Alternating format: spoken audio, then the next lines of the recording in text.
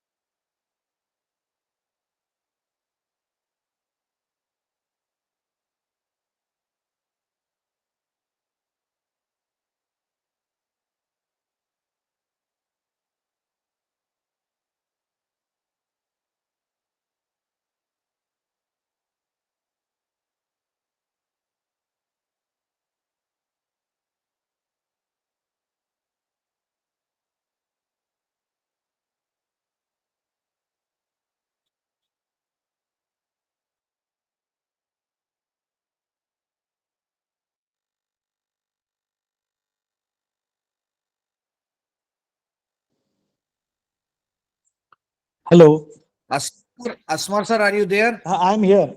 Is this a different Oh, group or the same group?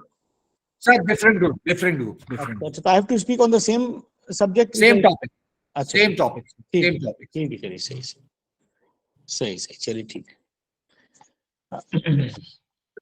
Good Am I morning, sir. audible? Good morning, Am I sir. audible? Good Good morning, morning, sir. sir. Audible, sir. Audible. Good morning. Good morning, sir. Good morning, Good sir. morning. Good morning, sir. Good morning. Good morning. Uh, Actually, um, my computer is having some problems, so I'm talking through a phone, but I think it is audible. Good morning, sir. Good morning. Yes, sir. You are very much audible. Good morning. Yes, ठीक sir. है बस It's बस, audible, sir. बहुत अच्छा. Good morning, sir. चलिए चलिए. Good morning, all of you. Please put off your mics so that we can talk, and then towards the end, I'll give you some time when you can ask your questions or give your comments on whatever you have to say on this. Friends, today we are going to talk about something important in the sense that we are trying to touch upon some very basic, important constitutional values which are enshrined in the body of the Constitution of India. So there are certain things, which are not necessarily stated very plainly in words, but they are embedded in the document. Although in our case, it is stated in the word as well.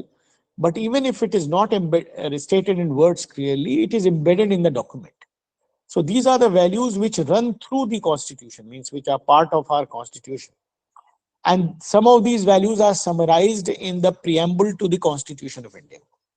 So although we listen about these things every day and we talk about them, but usually we do not get that much of time to ponder over these issues in detail, and therefore they escape our close attention. Although we know them, but they escape our attention. So I'll just try to flag those issues, some of them today.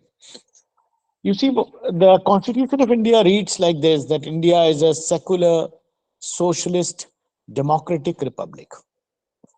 The core word here in the values mentioned in the Constitution is the word secular.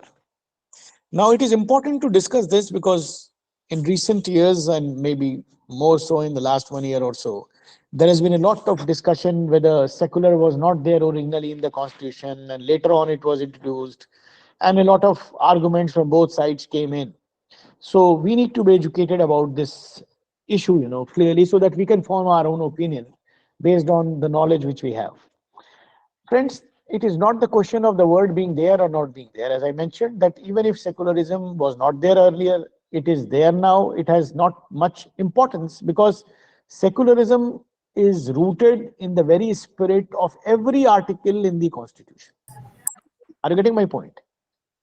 Every article in the Constitution is informed with this idea of secularism. So even if you write it or not, it doesn't make any difference. But the point is that we are basically not aware generally about the meaning of secularism. And that is the reason we are easily misled by all this, talk which comes to us from especially political leaders and other kinds of self-proclaimed experts in history and politics. So we need to understand, what does it mean? In our polity, secularism has become a very controversial word, of course, because different political actors have their own interests. But we need to understand, what it actually means, and then a lot of cobwebs would be cleared in our minds. You see, secularism is a concept which we have taken from Europe. It is not an indigenous Indian concept. And in social sciences, those of you who are from social sciences would know that the way we decide the meaning of a term, I'll be bilingual because I can understand some people are more comfortable in Hindi. तो देखिए ऐसा है कि जो भी कोई term होता है उसका साइंसेस, नेचुरल साइंसेस में बड़ी फिक्स्ड डेफिनेशन होती है. सोशल साइंसेस में कैसे डिसाइड होगा कि दो डेफिनेशन जो है उसमें से सही कौन सी है? आप किसी भी चीज की एक डेफिनेशन दे देंगे, मैं दूसरी दे दूंगा, तीसरे साहब तीसरी दे देंगे, and so on. So how will you decide which is the most authentic definition? The criteria for deciding which definition is more authentic is to understand a concept in reference to the context of its evolution. कोई भी term कहां पे originate हुआ था, किन हालात में originate हुआ था, तो वो सिचुएशन, वो हालात, वो कॉन्टेक्स्ट उस टर्म को अपना एक मीनिंग देता है. और वो मीनिंग जो है वो उसकी असली मीनिंग होती है. कभी कभी वो टर्म यूनिवर्सल हो जाता है, पूरी दुनिया के लोग उसको मानने लगते हैं. तो पूरी दुनिया में जो भी उस टर्म को मानेगा उसको उसकी मीनिंग के साथ मानना होगा. आप अपनी नई मीनिंग नहीं दे सकते. जैसे मैं आपको एक एग्जांपल दूं, democracy. Democracy today is a global value. ठीक है, पूरी दुनिया डेमोक्रेसी को मानती है, और चाहे एक्सेप्ट करें, मतलब हो ना हो, उनके मुल्क में, लेकिन कम से कम ये मानते हैं कि डेमोक्रेसी बेस्ट वैल्यू है, अच्छी वैल्यू है, एंड सो ऑन. तो डेमोक्रेसी वो भी एक फॉरेन कॉन्सेप्ट है, ग्रीक सिविलाइजेशन से आया है जो मॉडर्न डेमोक्रेसी है. तो अगर आज दुनिया में कोई डेमोक्रेसी को मानता है जैसे हम मानते हैं इंडिया में, तो डेमोक्रेसी का एक मतलब है ना, वो यूनिवर्सल है. आज कोई आदमी चाइना में खड़ा होकर कहे कि साहब डेमोक्रेसी का मतलब ये है, तो दुनिया थोड़ी मानेगी. भाई आप उसको चाइनीज डेमोक्रेसी कह सकते हैं, कुछ और नाम दे दीजिए, बट डेमोक्रेसी टर्म का मतलब तो वही होगा जो पूरी दुनिया मानती है. ठीक है, चाइना का, कोरिया का डिक्टेटर खड़ा हो जाए कि साहब डेमोक्रेसी का मतलब तो ये होता है कि मेरी हुकूमत फिर मेरी बहन की है, उसके बेटे की, एंड सो ऑन. तो कोई मानेगा? People will laugh at them, that this is not what democracy is. आप कुछ और करिए, नॉर्थ कोरियन डेमोक्रेसी बना दीजिए इसको. चाइना में कुछ लोग कहते हैं इट इज पीपल्स डेमोक्रेसी, कुछ भी कहिए, लेकिन डेमोक्रेसी पर से is a universal value and it has a universally accepted meaning which everybody acknowledges. Similarly, secularism is also a universal value which everybody knows that it has a certain meaning and connotation. So anybody sitting in India or anywhere in the world cannot say that secularism means this. आप अपना मतलब उसको नहीं दे सकते. Secularism जो है उसका मतलब वही है. अब हमें देखना है कि उसका मतलब क्या है, क्योंकि हमारे यहाँ मतलब भी कुछ गलत समझा जाता है. हम लोग अक्सर सेकुलरिज्म वर्ड को समझते हैं रिलीजन के कॉन्टेक्स्ट.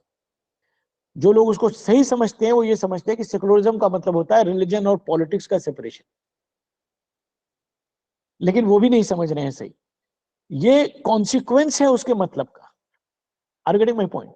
उसका मतलब कुछ और है. अगर वो उस मतलब को आप समझेंगे तो उसका कॉन्सिक्वेंस एक ये भी है, एक कॉन्सिक्वेंस ये है that there will be separation of religion and politics in the public sphere in the country. Fine, it's true. But what is the real meaning? Real meaning क्या है, इसको जानने के लिए जरा हम उसके कॉन्टेक्स्ट में जाते हैं. मैं उस जमाने का यूरोप का थोड़ा सा एक कॉन्टेक्स्ट आपको in very short I will give you to get you a basic feel, as to what the situation was and why it was that particular meaning came to be associated with secularism or the word secular. देखिए, medieval period में एक time Europe के अंदर ऐसा आया,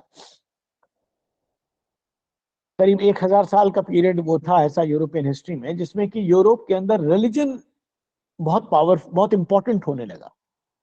religion के importance से मतलब ये कि रिलीजियस लीडर्स बहुत पावरफुल होने लगे।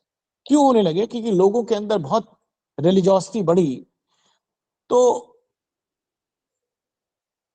रिलीजियस लीडर्स ने लोगों को कन्विंस करना शुरू कर दिया कि साहब we are representatives of god on earth, और गॉड से हमारी बातचीत होती है, तो जो भी बात गॉड आपसे कहना चाहते हैं वो हम बता देते हैं आपको, और आपको कोई प्रॉब्लम हो तो हम गॉड से बात करेंगे। तो आपको पता है हर जगह जहां धर्म बहुत ज्यादा फैलने लगता है तो धार्मिक लीडर जो है वो बड़े पावरफुल हो जाते हैं automatically, because they are the intermediary between god and human beings.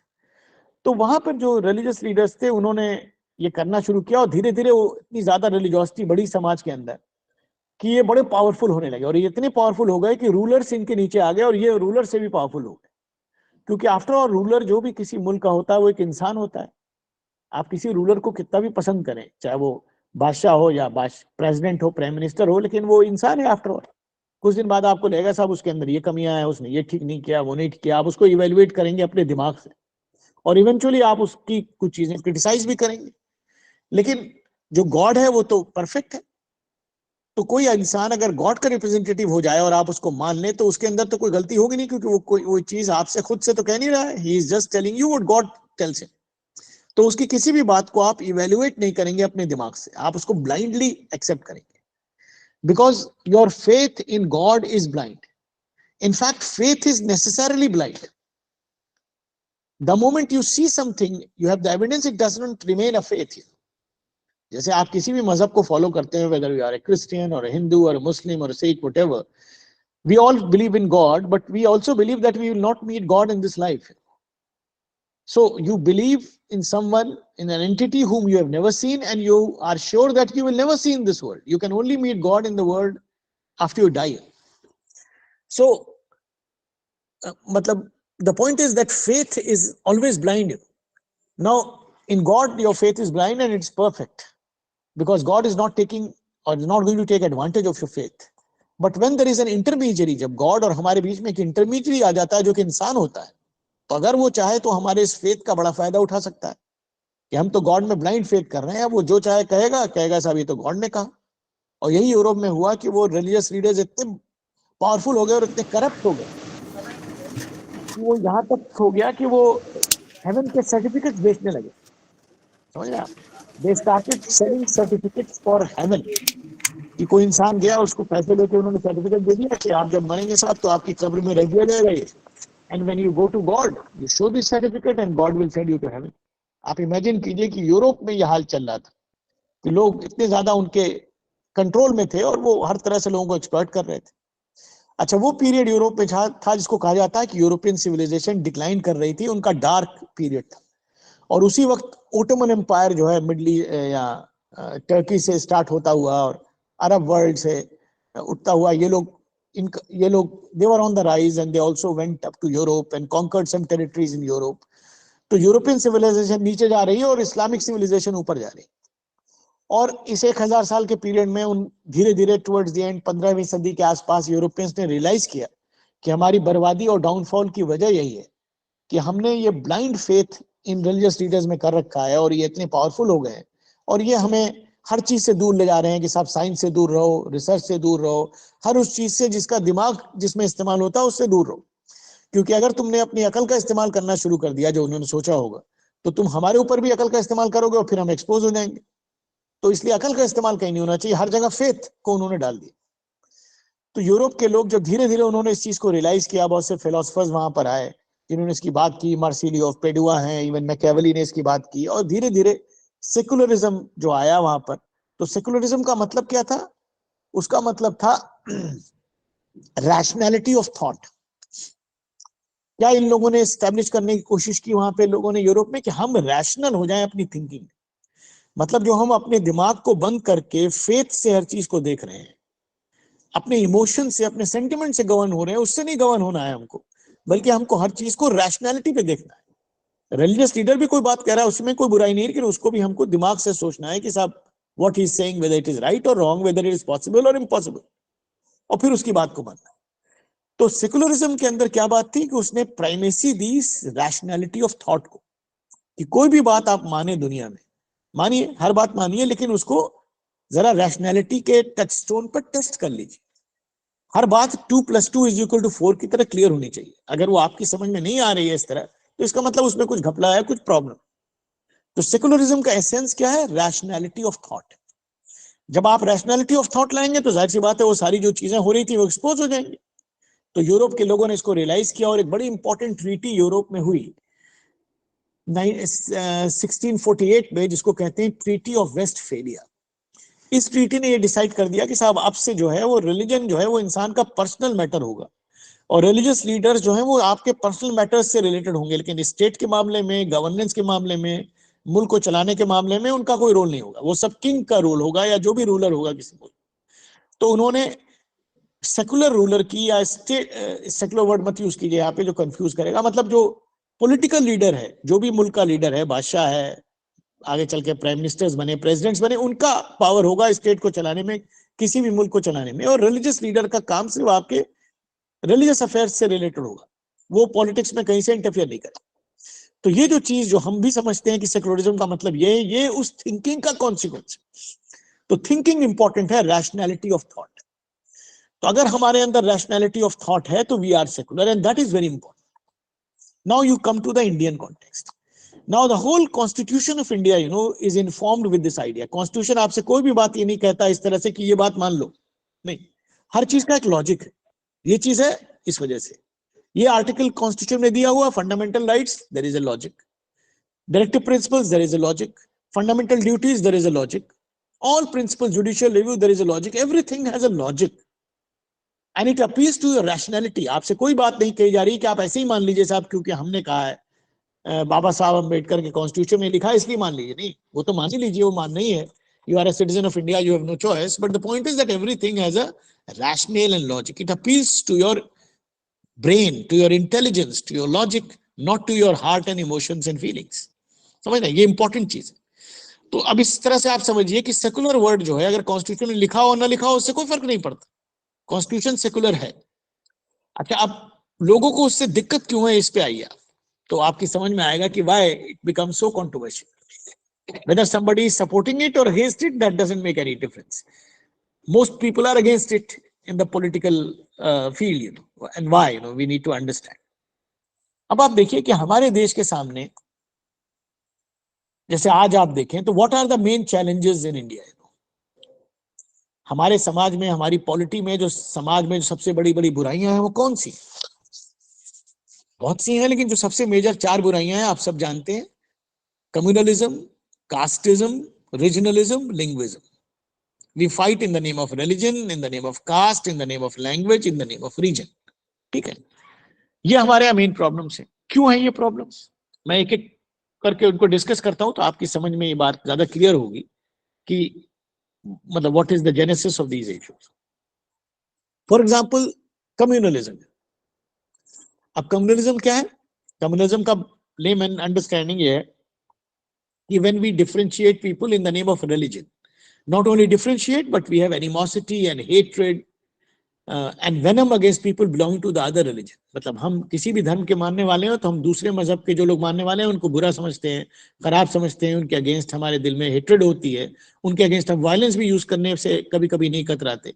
इसको कहते हैं कम्युनलिज्म। ठीक है, हमारे देश में बहुत व्याप्त है। अब आप इसको जरा अनपैक करिए। अगर आप हमारे मुल्क में किसी भी इंसान से पूछें, आप और मैं और हम सब जानते हैं, तो हमारे देश में ज्यादातर लोग ये कहेंगे कि हम धार्मिक हैं, किसी भी धर्म को मानते हैं, मुसलमान है, हिंदू है, क्रिश्चियन है, सिख है, कुछ ना कुछ। बहुत कम लोग आपको मिलेंगे who will say that they don't believe in religion, that they are atheists or agnostics. They are very few. Majority of us are religious. Now we all know as adults that all religions teach good things to us. जो basic values है, human values, वो हर मजहब में एक ही तरह है। हर मजहब सिखाता है कि प्यार मोहब्बत से रहो, एक दूसरे का की इज्जत करो, गलत काम मत करो, बेईमानी मत करो, चोरी मत करो, झूठ मत बोलो। ये सारी चीजें सब कॉमन है, सबसे सारे ह्यूमन बीइंग्स भाई बहन है, सब बंधु हैं एक दूसरे के। ये सब हर मजहब हमको सिखा रहा है। लेकिन फिर भी हम मजहब के नाम पर एक दूसरे के अगेंस्ट डिस्क्रिमिनेशन करने के लिए सोचते हैं, वायलेंस करते हैं, हेट्रेड रखते हैं। ऐसा क्यों भाई? लॉजिकली तो नहीं होना चाहिए कि अगर हम सब ट्रूली धार्मिक हैं, रिलीजियस हैं, तो हमें मजहब के बेसिस पर एक दूसरे से कोई डिस्क्रिमिनेशन या हेट्रेड या एनिमोसिटी नहीं रखनी चाहिए लॉजिकली। लेकिन हम रखते हैं। क्यों रखते हैं? धार्मिक होते हुए भी। इसका मतलब यह है कि there is some problem in our religiosity. What is the main problem? The main problem is that in our religiosity we think, we assume that we love people belonging to our religion, and we are very affectionate to people belonging to our religion. Fine, it is a very good thing. But what happens is that we love our co-religionists and our religion less and hate the other one more. Means, in other words, that our relationship with each other in the name of religion is defined by hatred, not by love. Means, in other words, that we are obsessed in our relationship with religion. Usually, मतलब मैं general term से बात कर रहा हूँ, individuals की बात नहीं हो रही। अब इसको मैं समझाता हूँ आपको। ऑब्सेशन तो आपकी ज्यादा क्लियरली समझ में बात आएगी। ऑब्सेशन क्या होता है? Obsession is excessive love, rather misplaced love. आप सब एडल्ट्स हैं, जानते हैं, अक्सर अखबार में नहीं पढ़ते हैं, टीवी में आता है कि साहब वो लड़का है, कोई था, वो एक लड़की से शादी करना चाहता था, बड़ी मोहब्बत करता था और शादी नहीं हो पाई है, लड़की ने मना कर दिया तो उसने उसको गोली मार दी या लड़की के चेहरे पर एसिड डाल दिया। तो कितनी अजीब सी बात है कि किसी से हम इतनी मोहब्बत करते हैं तो उसकी जान ले ली हम। लेकिन ली उसने क्यों ली? क्योंकि उसका जो लव था वो लव नहीं था, वो ऑब्सेशन था। ऑब्सेशन ये था कि उसने उस बच्ची को एक ऑब्जेक्ट की तरह समझ लिया था कि इसको मुझे पोजेस करना है, मुझे चाहिए ये चीज, और नहीं मिलेगी तो किसी को नहीं मिलेगी, मैं उसको खत्म कर दूं। तो ये तो एक बड़ा गलत फीलिंग है ना लव के नाम पर। It is not true love. Love teaches you to give things. दूसरों के लिए अच्छा करना वो लव है। किसी से आप अपने बच्चों से मोहब्बत करते हैं, उनके लिए चीजें करते हैं, उनके लिए तकलीफ झेलते हैं, उनके लिए हर काम करते हैं, खुशी मिलती है ना। आप माँ बाप से लव करते हैं, उनके लिए उनको देते हैं चीजें, उनके लिए करते हैं और आपको खुशी मिलती है कि और कर पाए और उनके लिए समय दे पाए और उनकी सेवा कर पाए। लेने के लिए थोड़ी, लेने को थोड़ी लव कहते हैं। लेकिन यहाँ पर ये पॉजिटिव ऑब्सेसिव लव है जिसको ऑब्सेशन कहते हैं। और वो लव किस चीज में डिफाइन हुआ? हेट्रेड में। जब उसने उसको मार दिया गोली, तब पता लगा साहब की इतना ज्यादा प्यार करता था मैं उस लड़की से, और उसको मार दिया, शायद बाद में अपने को भी मार लिया। तो हमारे यहाँ क्या होता है कि हमारा जो लव है रिलीजन के लिए यूजली वो ऑब्सेसिव है। तो अगर हमको कहना होता है, बहुत से लोग पब्लिक स्फीयर में आपको मिलते हैं जो अपने को लीडर कहते हैं या जो भी कहते हैं, किसी भी धर्म के हों, तो जब उनको साबित करना होता है कि वो अपने धर्म से बड़ी मोहब्बत करते हैं, तो ये नहीं कहते वो कि हम अपने धर्म से बहुत मोहब्बत करते हैं। वो दूसरे धर्म के लोगों को गाली देते हैं, उनके बारे में बुरा भला कहते हैं। तो जितना बुरा भला कहते हैं, जितनी गाली देते हैं, जितना जहर उगलते हैं, बहुत से लोग ये मानते हैं कि हाँ ये अपने मजहब से बहुत प्यार करता है। Are you getting my point? So what happens that my language of love is the language of hatred. It's so dangerous that your language of love is expressed in hatred. So religiosity, which is a very good thing, turns into communalism. Similarly, caste identity आप सबको पता है accidental है। हम किसी घर में पैदा हो गए तो जो मेरे पेरेंट्स की कास्ट थी वो मेरी हो गई। लेकिन जब कास्ट के नाम पर हम एक दूसरे से हेट्रेड करते हैं तो कास्ट आइडेंटिटी क्या हो जाती? कास्टिज्म। उसी तरह लिंग्विस्टिक आइडेंटिटी क्या हो जाती? लिंग्विज्म। रीजनल आइडेंटिटी क्या हो जाती? रीजनलिज्म। जब आप इन सब बेसिस पर दूसरे से हेट्रेड करने लगते हैं तो आपकी लैंग्वेज जो लव की होनी चाहिए वो हेट्रेड में एक्सप्रेस होती है। मैं आपको एक और एग्जांपल देता हूं जो नेशनलिज्म के डिस्कोर्स में इंडिया में बहुत आता है कि बहुत से लोग जो सेल्फ प्रोक्लेम्ड नेशनलिस्ट हैं इंडिया में, वो क्या कहते, जब उनको एक्सप्रेस करना होता है अपने सपोर्टर्स के सामने इंडिया से कितनी मोहब्बत करते हैं वो हमारे देश से, भारत से, तो क्या कहते हैं कि पाकिस्तान को बर्बाद कर देना चाहिए, उन पे ऊपर ये कर देना चाहिए, उनको तोड़ देना चाहिए, फोड़ देना चाहिए। तो क्या हुआ? उनको जब ये कहना है कि मैं इंडिया से बहुत प्यार करता हूं तो उसको एक्सप्रेस कैसे करना है? हेट्रेड की लैंग्वेज। आप देख रहे हैं, मतलब वो आदमी ये नहीं कह रहा कि मुझे अपने देश से बड़ा प्यार है, वो ये बता रहा है कि दूसरे से मुझे कितनी नफरत है, उससे आप नापिए कि उसको इंडिया से कितना प्यार है। मतलब मैं ये नहीं कह रहा हूँ कि ये चीज इंडिया में ही है, पाकिस्तान में इससे बुरा हाल है। वहां के लोग भी रोज इंडिया को गाली दे रहे हैं जब उनको अपनी जनता को बताना होता है कि हम देश के बड़े हमदर्द हैं। तो आप देखिए कि कितनी डेंजरस चीज है कि हमारा लव जो है, जो पॉजिटिव फीलिंग है, वो नेगेटिविटी में एक्सप्रेस हो रही है, और उसके कॉन्सिक्वेंसेज आप देख रहे हैं कि the society is having communalism, casteism, regionalism, linguism. Anyway, अब दूसरी बात करते हैं इसके बाद। अब दूसरी बात यह है कि कौन इस चीजों से बहुत बेनिफिट ले रहा है, कि इस चीजें हमारे समाज में इतनी फैली हुई हैं और रोज बढ़ती ही जा रही हैं। तो क्या ये खुद से बढ़ रही है कि कुछ लोग ऐसे हैं जो इसको बढ़ा रहे हैं, और क्यों बढ़ा रहे हैं ये भी देखना जरा जरूरी है। देखिए, हमारे समाज में एक बड़े इंपॉर्टेंट एक्टर्स हैं जिनको कहते हैं political parties. When I say political parties, I am not naming any party, every political party, each one of them. ये लोग जो हैं इनका क्या काम है? इलेक्शन जीतने की कोशिश करना और पावर कैप्चर करना और मुल्क को चलाना। पॉलिटिकल पार्टीज डेमोक्रेसी में यही करती हैं। तो पॉलिटिकल पार्टीज का काम क्या है कि आपके काम करें, आप मतलब जनता, आप मुल्क की जनता है, आपका काम करें, आपको खुश करें और फिर आप उनको वोट दें और फिर वो पावर में आए। अगली बार आपको अच्छा ना लगे तो आप हमें वोट देते हैं, हमारी पार्टी आ जाएगी, तीसरी बार तीसरे को देते हैं, यही तो होता है। अच्छा, पॉलिटिकल पार्टीज को क्या करना है? दे हैव टू सेटिस्फाई और solve your issues. Now what are your issues in any country in the world? India छोड़ दीजिए, क्या इशू है आपके? आपका इशू है रोटी, कपड़ा, मकान, दवाई, सड़क, यही तो इश्यूज है ना। Basic necessities, essential things which we need in our life. This is what we expect from political parties. Now, the problem is that in a country like India, where people are so many and resources are so scarce, political parties will be at a very great disadvantage if they were to satisfy our needs and to resolve these issues. अगर किसी भी party से ये कहा जाए कि साहब इन issues को रिजॉल्व करो, तो कैसे करेगी बेचारी?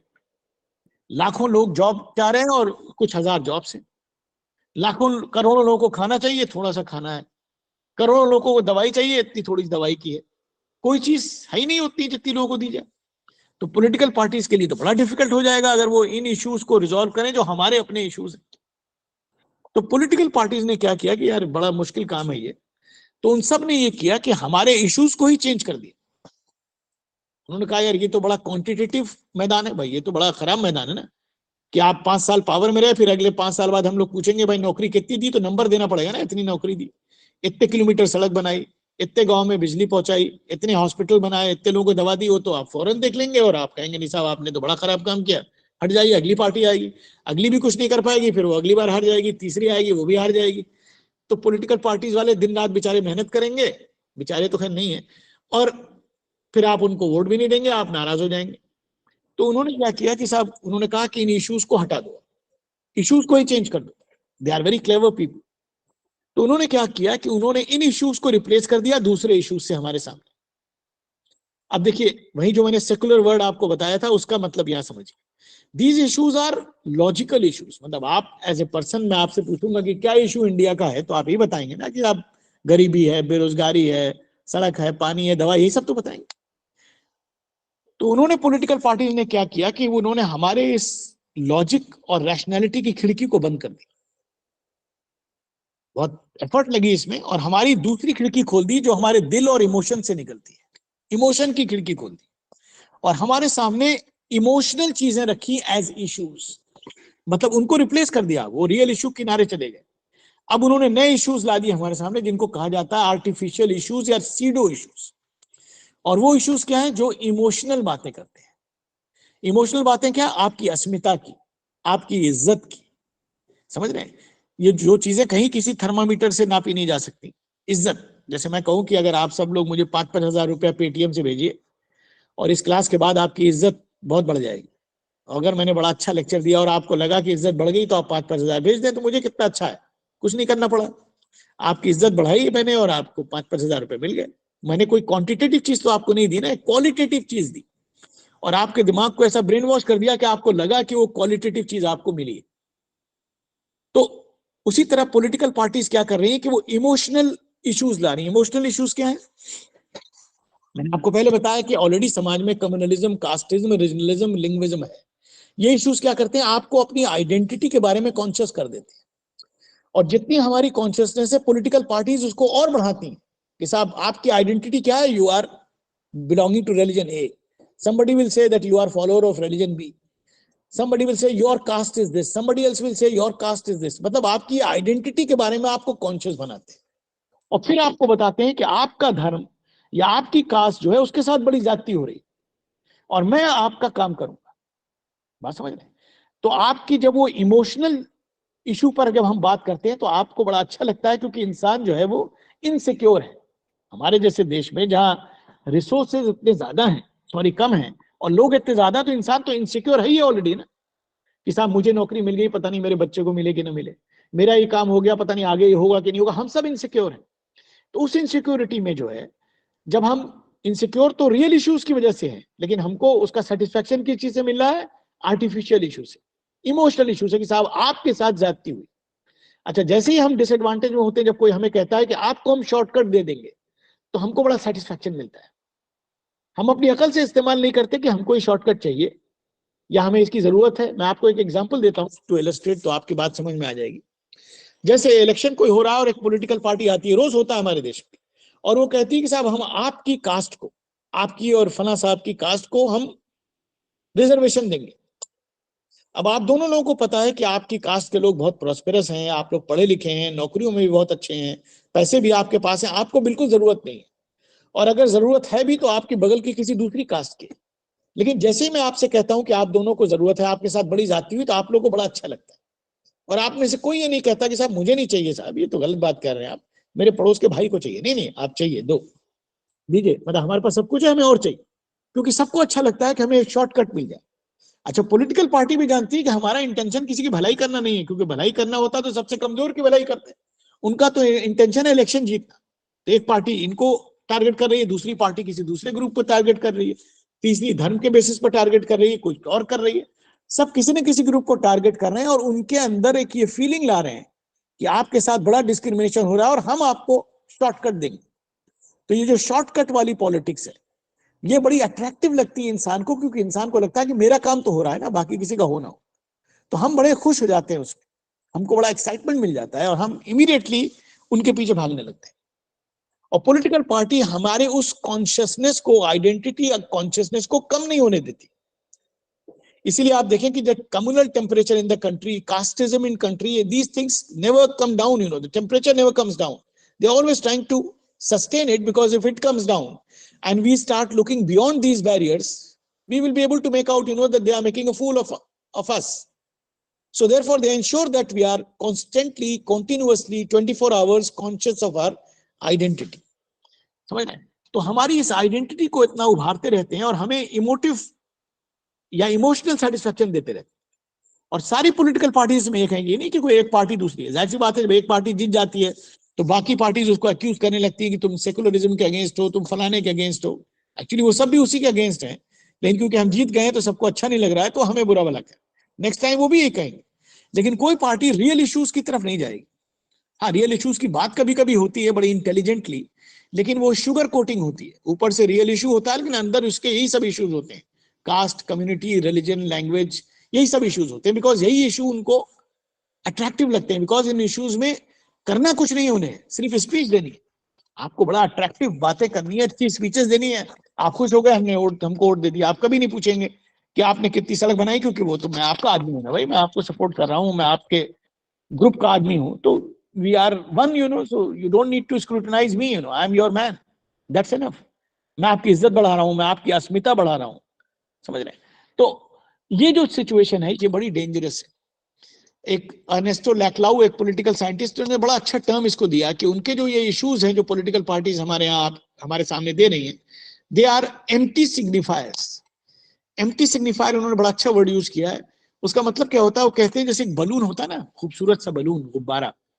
तो कोई छोटा बच्चा होता है, अभी नया छोटा बच्चा है, कुछ महीनों का है, बिस्तर पे लेटा हुआ है, आपने एक बलून लाए, तो आप सबको पता है कि बलून तो इतना छोटा सा है, लेकिन जब आप उसमें हवा भरते हैं तो इतना बड़ा हो जाता है, और अगर कलरफुल है तो बड़ा खूबसूरत लगता है।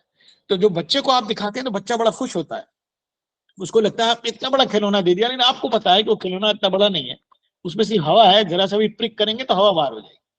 तो एक्चुअली उसकी असलियत यह है कि वो 2 इंच का है, लेकिन वो लग रहा है इतना बड़ा, फुटबॉल से बड़ा खिलौना। तो वैसे ये इश्यूज हैं कि जो हमें दूर से बड़े अट्रैक्टिव लग रहे हैं कि साहब ये पार्टी कितना अच्छा हमारे लिए काम कर रही है, देखिए कितना हमारे लिए कंसर्न है, कितनी हमसे मोहब्बत करते हैं। लेकिन एक्चुअली वो इशू जो है वो उसी तरह के गुब्बारे की तरह, जिसमें कुछ नहीं, सिर्फ हवा भरी हुई है। वो आपको एक लग रहा है कि वो बहुत बड़ा इशू है, लेकिन एक्चुअली वो बड़ा इशू नहीं है, उसमें कुछ नहीं है, सिर्फ हवा ही हवा। लेकिन फिर भी हम उधर अट्रैक्ट हो जा रहे हैं। अब एक और चीज हम डिस्कस करते हैं कि साहब हम इतनी आसानी से क्यों इस बहकावे में आ जाते हैं, क्यों हम कोई कम्युनलिज्म की बात करता है हम उसकी तरफ चले जाते हैं, कास्टिज्म की करता है उसकी तरफ चले जाते हैं। Why it is so? There are many reasons, but one important reason is the issue of misplaced identities. देखिए, हमारे यहाँ एक और इशू है जो हर डेवलपिंग सोसाइटी में होता है, कि जहां हमारे जो आइडेंटिटी है उसकी प्रायोरिटी जो है वो सही नहीं होती। जैसे हर इंसान की 4, 5, 6 आइडेंटिटी है, जैसे मैं मेरी कहूँ या आपकी मैडम, कि आकांक्षा मैडम की कहूँ कि भाई आपकी एक आइडेंटिटी है कि जेंडर की आइडेंटिटी है मैडम कि आप मेल फीमेल, मैं मेल हूँ आप फीमेल हो। एक आपकी रिलीजियस आइडेंटिटी है, एक आपकी कास्ट आइडेंटिटी है, एक आपके रीजन की आइडेंटिटी जहां से आ रही है, एक आपकी जबान की आइडेंटिटी हो सकता है आप केरला से हो, मलयालम बोलती हो, एक आपकी क्लास आइडेंटिटी हो सकती है that you are rich and I am poor. So all our identities are there, fine. But the issue is that in a country like ours, democratic country, the number one identity should be national identity. All these identities should be number 2, 3, 4, 5, 6, whichever is 1 or 2, 3, 4, 5, it doesn't make any difference. But the first identity should be national identity. लेकिन ऐसा नहीं है. और उसकी problem क्या है ये मैं डिस्कस करता हूं उसे. देखिए रैशनल आइडेंटिटी जो है ना वो सेकुलर है, वो रैशनल है. क्यों है रैशनल है और बाकी आइडेंटिटीज क्यों नॉन रैशनल है और क्यों सेकुलर नहीं? देखिए बाकी आइडेंटिटीज जो है डिस्क्रिमिनेटरी है. अगर मेरी आंख पे मजहब का चश्मा है तो मुझे अपनी मजहब के लोग बहुत अच्छे नजर आ रहे हैं और दूसरे धर्म के बुरे नजर आ रहे हैं. अगर मेरी आंख पर कास्ट का चश्मा है तो मेरी कास्ट के अच्छे नजर आ रहे हैं और दूसरी कास्ट के बुरे नजर आ रहे हैं, और मेरा जो भी एक्शन है वो उससे गवर्न हो रहा है, इसलिए गलत हो रहा है. अगर मेरी आंख पर रीजन का चश्मा है तो मेरे इलाके के लोग मुझे अच्छे नजर आ रहे हैं, दूसरे स्टेट के बड़े बुरे नजर आ रहे हैं, एंड सो ऑन. तो ये सारे चश्मे जो हैं वो डिस्क्रिमिनेटरी चश्मे, और अनफॉर्चुनेटली हम में से ज्यादातर की आंख पर यही चश्मा रहता है. लेकिन इमेजिन कीजिए कि अगर मेरी आंख पर वो नेशनल चश्मा है, आई एम एन इंडियन, तो क्या होगा? मैं इंडिया के फेवर में काम करूंगा. मेरे लिए कास्ट रिलीजन कोई और चीज इंपॉर्टेंट नहीं है, देश इंपॉर्टेंट है. तो देश के फेवर में जो चीज होगी वो रैशनल होगी नेसेसरी. आप बात समझ रहे हैं? जैसे मैं किसी इंटरव्यू में गया, 5 लोग हैं तो मुझे ये देखना है इसमें सबसे अच्छा क्यों है, क्योंकि देश के फेवर में यह है कि इसमें से सबसे अच्छे इंसान का इंटरव्यू सिलेक्शन होना चाहिए, लॉजिकली होना चाहिए, उसमें सोचने की बात ही नहीं. लेकिन अगर मेरी आंख पर धर्म का चश्मा है तो मुझे ये देखना है कि मेरे धर्म का कौन कैंडिडेट है, चाहे वो सबसे खराब हो उसी का अपॉइंटमेंट होना चाहिए. अगर आपकी आंख पर कास्ट का है तो आपके लिए उस कास्ट का आदमी सबसे अच्छा है. यही काम तो हम करते रहे इलेक्शन में, कि जब इलेक्शन होता है तो कोई पीएचडी हो या डॉक्टर हो, इंजीनियर हो, आमतौर से वो भी जाकर अपनी ही कास्ट के आदमी को वोट देता है, अपने ही धर्म वाले को वोट देता है, अपने ही इलाके वाले को वोट देता है, चाहे वो मर्डरर हो, उसने क्राइम कर रखा हो. अगर ऐसा नहीं होता तो हमारी पार्लियामेंट में 36% लोग क्रिमिनल एंटीसीडेंट्स वाले क्यों होते? ये तो इसी वजह से ना. तो हमको लगता है कि सिर्फ जो गैर पढ़ा लिखा आदमी बेचारा गांव का वही ऐसे लोगों को वोट देता है, लेकिन शहर वाले ज्यादा देते हैं पढ़े लिखे लोग, क्योंकि हमारे अंदर आइडेंटिटी कॉन्शियसनेस ज्यादा है. हम शहर के लोग, खासतौर से नौकरी पेशा वाले मिडिल क्लास लोग, हम ज्यादा इनसिक्योर हैं क्योंकि हम पढ़े लिखे हैं ना थोड़े बहुत. तो हमको लगता है कि यार ये इनसिक्योरिटी जो है बहुत ज्यादा है मुल्क के अंदर. गांव का बेचारा सीधा साधा आदमी तो शायद उसको इतना नहीं एहसास है इनसिक्योरिटी का, तो वो तो फिर भी किसी मेरिट पर वोट दे सकता है कभी, लेकिन हम कभी नहीं देंगे, क्योंकि हमें तो पता है ना कि शॉर्टकट हमें फला आदमी दे रहा है, तो हम उस शॉर्टकट वाले पीछे जाएंगे. जैसे जो पाइट पाइपर ऑफ हैमिलिन की तरह सब चूहे उसके पीछे चले गए थे ना, एक कहानी पड़ी होगी बचपन में आपने, वैसे ही हमारा, उसकी जितनी अच्छी धुन वो बजा रहा है, सामने वाला पाइट पाइपर सब उसके पीछे पीछे चले जा रहे हैं, और वो लास्ट में चूहों को ले जाके समुद्र में फेंक देगा, वो तो बात की बात है. तो मसला ये है कि देश के बारे में नहीं सोचना है हमें, तो अपने इंटरेस्ट के बारे में सोचा है कि हमें इलेक्शन ही जीतना है. दूसरी पार्टी भी यही सोच रही, तीसरी भी यही सोच रही, और हम सब क्योंकि हमारी रैशनैलिटी की खिड़की जो दिमाग में वो बंद है, इसलिए हम इमोशन से गवर्न हो रहे हैं, इसलिए हम उनकी बात को आसानी से सुन रहे हैं. तो इशू ये है कि अगर हम रियली उसी सेकुलरिज्म के एसेंस को समझ जाएं as citizens of this country, so what will happen? We will open this door of rationality in our minds, and then we'll be easily able to understand, what these political parties are talking about. The moment somebody comes to you and talks about these issues, you can immediately ask कि साहब ये तो बहुत अच्छी बात आप कर रहे हैं, आप हमारे बड़े हमदर्द हैं, लेकिन what about jobs? What about roads? What about taxes? What about electricity? What about food? What about all these things? They are the most important things. We are going to vote for you only to tackle these issues. हम आपको इसलिए नहीं vote दे रहे हैं कि आप हमारे धर्म की रक्षा करें या हमारी जाति की रक्षा करें या हमारी किसी और चीज की आइडेंटिटी की रक्षा करें, उसकी रक्षा नहीं करनी है आपको, तो हमारे इन इश्यूज को डील करना है. तो कहने का मतलब ये है कि पॉलिटिकल पार्टीज के लिए तो बहुत अच्छा है अगर हम इन इश्यूज पर वोट देते रहे, क्योंकि उन्हें कुछ नहीं करना है. लेकिन एज सिटीजन्स हमारी क्या जिम्मेदारी है, because it is our country and we are citizens of this country. Our responsibility is to open this door, this window of rationality, and try to understand what is going on, and try to foreground the real issues in the polity of the country. To force political actors, one and all, to only talk about the real issues, because they are meant to resolve those issues. If you can do something, be there for 5 years. Next time, if you can't do it, go away and we will give chance to someone else and so on. तो ऐसा नहीं कि इस चीज हमारे ही देश में हो रही है, हर देश में जो डेमोक्रेटिक है पॉलिटिकल पार्टीज को टेम्पटेशन होता है कि फौरन इस खेल को इस मैदान से निकालकर सीडो इश्यूज के मैदान में ले जाएं। वो बहुत कोशिश करते हैं, लेकिन जहां लोग कॉन्शियस हैं वो उनको वापस खींचते हैं कि नहीं वो तो बड़ी अच्छी बात है, आप इधर आइए, talk about taxes, talk about real issues. तो it depends on the citizens. So in a democratic country like India, the most important role is of us. But the unfortunate thing is that we are all very lazy, indolent, and busy in our lives, and we are not concerned about these issues. We are just passively taking what political parties give to us. So what is required is that we need to become active. We need to become proactive. We need to think about our country. And we need to force the political actors to do the right things, to foreground the right issues, to talk about the real issues which are important for the country. They will never do it on their own because it is in their interest not to talk about these issues. वो क्यों बोलेंगे इसके बारे में? उनको तो पता है कि आप आराम से बहुत खुश हैं इन्हीं issues में, मतलब you are intoxicated with these issues, so fine. They will ensure that your intoxication does not end. समझ रहे हैं? तो हमारा काम है कि हम intoxication से खुद ही बाहर निकले और real issues के बारे में बात करना शुरू करें. So that is the most important thing which we need to do. I'll stop here for some time to take your questions and comments so that we can proceed with the discussion further. तो आप में से किसी के जो सवाल हैं वो आप लोग करें, उसके बाद फिर हम बात को आगे बढ़ाते हैं. जी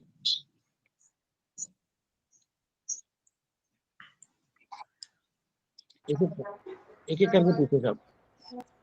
जी सर. बोलिए.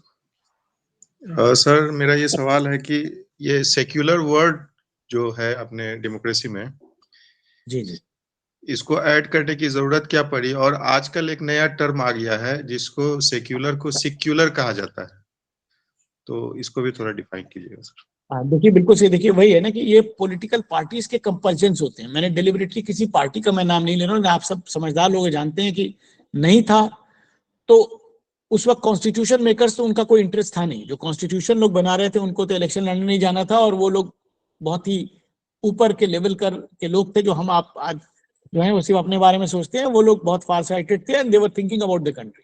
So they were thought that there is a, जैसे मैंने कहा ना, there was no need of putting this word because the constitution was basically based on secularism, जो मैंने आपको बताया, rationality पे बेस्ड था. वो तो बाद में पॉलिटिकल कंपल्सन होते हैं तो कोई पार्टी जो है उसको डाल देती है, दूसरी पार्टी कह देती है उसको निकालो. अब आप देख रहे हैं कैसे हमको भ्रमित किया जाता है उसको. अब हमको इशू क्या है, हर चीज सेकुलर तरीके से, रैशनल तरीके से मुल्क में चले, और पॉलिटिकल पार्टीज हमें क्या चाह रही है, कोई चाह रहा है कि ये वर्ड रहे, कोई चाह रहा है न रहे. कोई चाह रहा है कि आप अपने को सेकुलर कहिए, कोई चाह रहा नहीं चाहिए. अब आप समझ रहे हैं how we are misguided into quibbling on issues which are non issues. Are you getting my point? भाई किताब पर कवर लाल रंग का चढ़े, हरा चढ़े, नीला चढ़े, ये कोई इंपॉर्टेंस है? किताब में क्या लिखा वो इंपॉर्टेंट है. तो दो बच्चे लड़ रहे हैं, साहब ये लाल वाली किताब मुझे दे दो, ये नीली वाली मुझे दे दो, ये हरी वाली मुझे दे दो. अब बच्चे तो बच्चे हैं बेचारे, मासूम हैं, लेकिन आप बड़े हैं, आपको पता है यार कि बिला वजह लड़ रहे हो तुम. किताब के अंदर जो लिखा वो इंपॉर्टेंट बेटा, कवर से कुछ नहीं मतलब. तो पॉलिटिकल पार्टीज हमें ऐसे ही बेवकूफ बना रही हैं, और हम बन भी जाते हैं कि हम इसी पे लड़ रहे हैं. किसी को सेकुलर कहने में बड़ा मजा आ रहा है, किसी को सेकुलर कहने में मजा आ रहा है. हर आदमी अपने को सेकुलर कह रहा है, कुछ लोग अपने को बिल्कुल सेकुलर नहीं कह रहे हैं. दोनों में से कोई ना इसका मतलब समझ रहा है, ना समझाना चाह रहा है, ना चाह रहा है कि आप कॉन्शियस हो. वो तो आपको किसी ट्रिवियलिटी में फंसाना चाह रहा है. दैट इज जी. यस जी, जीवन साहब बोले. नमस्कार सर. नमस्कार. मेरे सर प्रश्न ये था कि जितनी भी पॉलिटिकल पार्टीज हैं इलेक्शन से पहले अपना एक मैनिफेस्टो डिक्लेयर करती हैं. जी जी. तो सर ऐसा कोई प्रोविजन नहीं है कॉन्स्टिट्यूशन में कि यदि जो पार्टी जीत करके सत्ता में आती है और उसका जो मैनिफेस्टो पूरा नहीं होता है तो उस पर कोई एक्शन लिया जाए? नहीं देखिए, ऐसा कि वही है ना, ये आपने बड़ा अच्छा सवाल पूछा जीवन साहब. अपना माइक ऑफ करिए. देखिए ऐसा है कि हम लोग यही चाहते हैं, हम सब की प्रॉब्लम है, हम चाहते हैं कॉन्स्टिट्यूशन में कुछ ऐसा हो, सुप्रीम कोर्ट कुछ कर दे, मतलब कुछ हो जाए, सब काम हो जाए, हमारा रोल नहीं होना चाहिए. बात समझ रहे हैं? डेमोक्रेसी में सिटीजन्स का रोल बहुत इंपॉर्टेंट है. कोई कुछ नहीं करेगा. कॉन्स्टिट्यूशन हमें मिल गया है, कॉन्स्टिट्यूशन बनाने वाले लोग इस दुनिया में अब नहीं रहे, कॉन्स्टिट्यूशन डॉक्यूमेंट लिख के चले गए. अब जो सरकार होगी कॉन्स्टिट्यूशन उसके हाथ में है. अब सरकार की प्रॉब्लम क्या होती थी कि जो भी सरकार है उसके पास इमेंस पावर होता है, और पावर के अंदर प्रॉब्लम ये है कि if you have power you will tend to misuse it. Lord Acton बहुत पहले कह गए, power corrupts, absolute power corrupts absolutely. तो अब उस पावर पे लगाम जरूरी है। लगाम कौन है? हम आप हैं। बात समझिए, घोड़ा है, उसकी लगाम हमारे हाथ में है। अगर हम लगाम छोड़ देंगे तो घोड़ा भागता चला जाएगा आगे। तो सरकार की कोई गलती नहीं है। जो भी सरकार होगी वो उसकी जो समझ में आएगा वो करेगी भाई, जो उसको अच्छा लग रहा है। क्योंकि आप तो कुछ बोल रहे हैं, आप मतलब मैं और आप कुछ नहीं बोल रहे ना। लेकिन अगर हम आप कॉन्शियस हैं कि भाई देखिए ये लक्ष्मण रेखा है गवर्नमेंट की, इसके अंदर उसको रहना है, ये क्रॉस नहीं कर सकती, क्योंकि हम फिर अगले इलेक्शन में हिसाब ले लेंगे। अगर हम सब रैशनली कॉन्शियस हैं तो कोई गवर्नमेंट खुद से ही समझ जाएगी कि लक्ष्मण रेखा के अंदर ही रहना है भैया, लोगों को बुरा लग जाएगा। लेकिन जब उसको पता है कि हम सो रहे हैं और लक्ष्मण रेखा उसी को डिफाइन करनी है, तो एंडलेस लक्ष्मण रेखा होगी, जिसमें वो जहां चाहेगी वहां जाएगी पार्टी, और आपको अच्छी अच्छी तकरीर करके हमको इधर उधर भ्रमित करती रहेगी और हम आराम से मस्त रहेंगे। तो वो इंपॉर्टेंट चीज है हमारी कॉन्शियसनेस। तो डेमोक्रेसी में सबसे इंपॉर्टेंट रोल सिटीजन्स का है कि उनको विजिलेंट रहना है। जैसे चौकीदार होता है ना घर के बाहर, अगर वो सो जाएगा तो चोरी हो जाएगी मोहल्ले में। चौकीदार को एकदम जागते रहो रहना है, तो मोहल्ले में कोई चोर भी नहीं आएगा, हम सब आराम से रहेंगे। तो वही काम हमारा है। We are like chowkidars of the democracy. We have to protect it because it is our country. जी रोहित साहब कुछ कह रहे हैं? हाँ सर, नमस्ते सर। मैं ये पूछना, मेरे दो सवाल थे सर।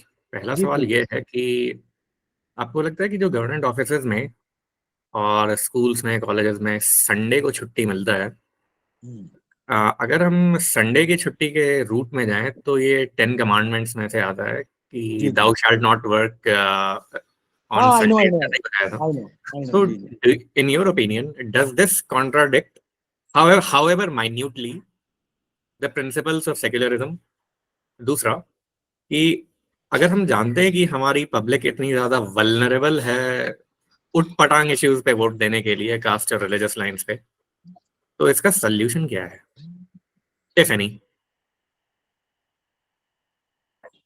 यार रोहित साहब, दूसरा सवाल आपका सुनाई नहीं दिया मुझे। हाँ, मैं दोबारा रिपीट करूंगा। जी जी अगर हम ये समझते हैं और हम ये जानते हैं और हमारा एक्सपीरियंस हमें कहता है कि a vast majority of voters do not vote rationally, they vote in terms of their their caste and religious interests. अगर हम यस जानते हैं कि यस। पब्लिक इतनी ज्यादा वल्नरेबल है कि वो उठपटांग इश्यूज के आधार पे अपना वोट देगी, तो इस प्रॉब्लम का सल्यूशन क्या है, अगर कोई सल्यूशन है तो?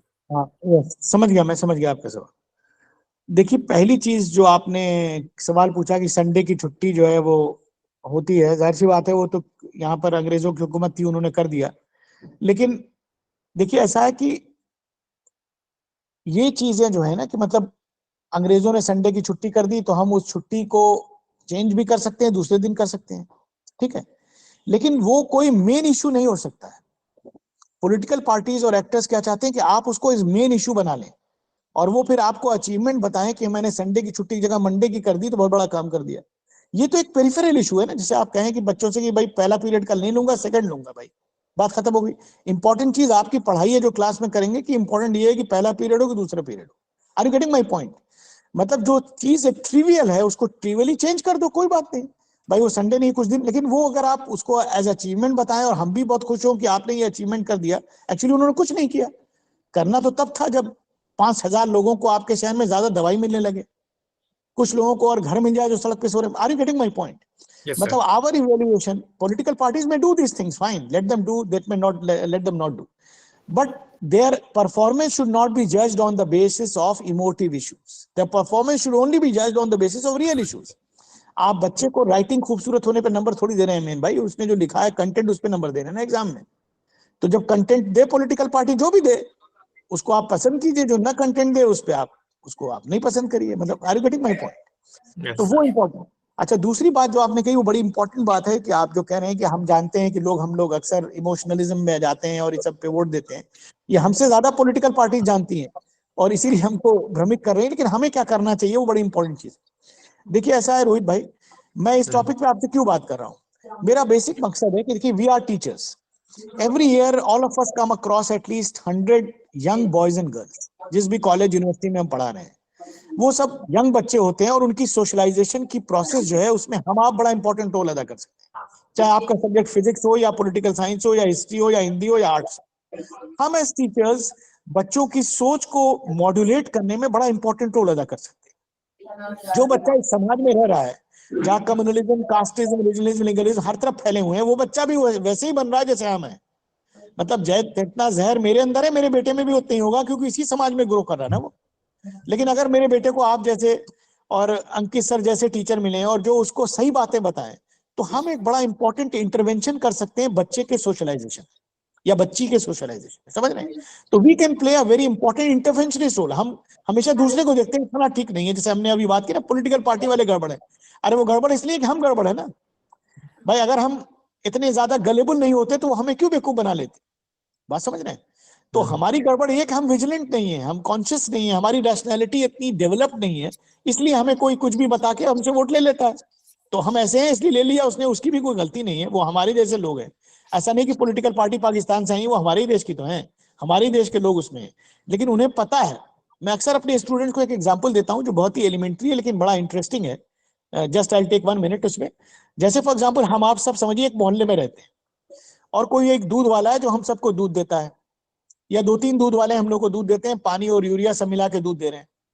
लेकिन हम सब ने एक दिन डिसाइड किया कि साहब हम लोग कल से दूध पियेंगे नहीं, क्योंकि दूध के बगैर मर तो नहीं जाएंगे, हम लोग दूध लेंगे ही नहीं। हम लोग तभी दूध लेंगे जब दूध 100% प्योर होगा, नहीं तो हम खरीदेंगे नहीं।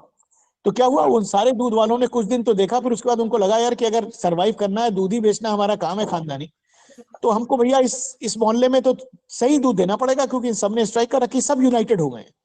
तो एक वक्त ऐसा आएगा जब वही दूध वाला जो कल आपको मिलावट का दूध दे के कह रहा था कि साहब हम इसके अलावा कुछ नहीं दे सकते, वही दूध वाले आपको सही दूध देंगे। मतलब आप बात समझ रहे हैं? दूध वाले में कोई बुराई नहीं है, क्योंकि हम कंज्यूमर्स थे उस मिलावटी दूध के, इसलिए वो दे रहा था। उसी तरह पॉलिटिकल पार्टी में कोई खराबी नहीं है, वो बुरे लोग नहीं है, वो भी हमारे जैसे हैं, जितने बुरे हमें उतने बुरे वो है, जितने अच्छे हमें उतने अच्छे वो हैं। लेकिन क्योंकि हम उनके गलत खराब प्रोडक्ट को कंज्यूम कर रहे हैं खुशी खुशी, वो हमको खराब प्रोडक्ट देख रहे हैं। कल हम सब डिसाइड कर लें एज पीपल, मतलब सब लोग तो नहीं हो सकते, मेजॉरिटी लोग अगर धीरे धीरे हम इस लेवल पर आ जाएं कि साहब हम तो अच्छी चीज लेंगे, तो वही पॉलिटिकल पार्टीज हमसे वही अच्छे इश्यूज की बात करेंगी जो हम आप अभी क्लास में बात कर रहे हैं। मतलब we'll be able to force them to talk about real issues, but they will only talk about real issues when we force them, otherwise they will never do because they are doing fine with these issues। समझ रहे आप? तो वो हमारा again हमारे ही role है कि हम कैसे ऐसा माहौल बनाए धीरे धीरे मुल्क के अंदर, starting with me. I can't say that you start, I should start, and then you will start and X will start and Neeraj sir will start and everybody else will start, and then we can build a situation. Of course it will take time, but things can change, and that is the only point of hope for the country in the times to come. मतलब that is what I believe, you know, मेरी personal सोच है, बाकी लोग disagree भी कर सकते हैं। जी नेक्स्ट। हाँ बोलिए सर। सर ये वाला एग्जांपल के अलावा एक दूसरा एग्जांपल है सर। जी बोलिए दीपक सर। हाँ जी, सर, आपने मैं सर कह रहा ठीक है उसके धर्मनिरपेक्षता की बात जो की सर, तो हमारे ऋग्वेद में एक पंक्ति आती है कि एकम सद विप्रा बहुधा वदन्ति। सत्य तो एक ही है और ज्ञानी लोग उसको अलग अलग नामों से अलग अलग तरीकों से कहते हैं। लेकिन हमारी जो माननीय अभिभावक है, माननीय सुप्रीम कोर्ट, उसके एक जज थे शायद, मैं उनकी बात से असहमत होते हुए कह रहा हूँ, उन्होंने कहा था कि 90% भारतीय मूर्ख होते हैं। तो ये चीज जो आपने चर्चा की सर कि हम उनके खराब प्रोडक्ट को कंज्यूम कर ले रहे हैं और ले रहे हैं उनके, वो हमारे इश्यूज को बदल दे रहे हैं और हम उस पर उनको अपनी लीडरशिप दे दे रहे हैं, चुन रहे हैं, तो कहीं न कहीं ये बात सर सही साबित हो रही है। तो इस मामले में सर कई चीजें ऐसी देखी गई है कि छोटे छोटे जो न्याय किए जा रहे हैं वो किसी बड़े अन्याय के लिए किए जाते हैं। ऐसा मैंने पढ़ा है कहीं कि छोटे छोटे न्याय बड़े अन्याय के लिए किए जाते हैं, कि इन न्यायों का हवाला दे करके, अर्थात बकरे के लिए मुर्गे की कुर्बानियां भी दी जाती हैं। तो इस मामले में सर ये धर्मनिरपेक्षता कहाँ ठहरती है? जी सही, I agree with what you are saying, सही कह रहे हैं। तो धर्मनिरपेक्षता सर यहाँ कहाँ ठहरती है इन सब चीजों के सापेक्ष? यदि देखा जाए वास्तव में हमारा देश धर्मनिरपेक्ष देश है क्या? नहीं देखिए, ऐसा है कि वो देश धर्मनिरपेक्ष है नहीं है वो बात नहीं है। मतलब देश जो भी है वो हम बनाएंगे उसको, मतलब आप बात समझ रहे हैं, जी, इनिशिएटिव बिल्कुल, हमारे हाथ बिल्कुल। में होना चाहिए। हाँ अगर हम जी, जैसे आपका घर है, अगर आपका घर साफ सुथरा रहना है तो कौन डिसाइड करेगा? आप करेंगे ना। जी, आप बिल्कुल और करेंगे। आपके यही घर में तो रहने वाले, लोकतंत्र है सर, कि हाँ, अगर जनता की हमको जनता के लिए, जनता द्वारा सरकार। हाँ, तो अगर हमको अपने देश से इतनी मोहब्बत है तो हम उसको खूबसूरत और सुंदर बाग बनाएंगे। अगर नहीं है तो हम सोए रहेंगे, माली जो है वो भी सो जाएगा, फिर उसमें सब कीड़े मकोड़े बढ़ जाएंगे उस बाग में।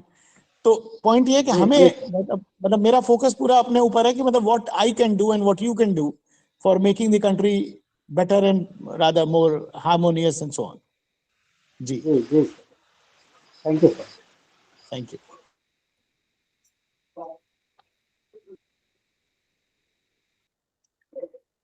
जी, सर एनीबडी मैं एल्स? कुछ जी बोले अमित साहब, बोले जी, बोलिए प्लीज।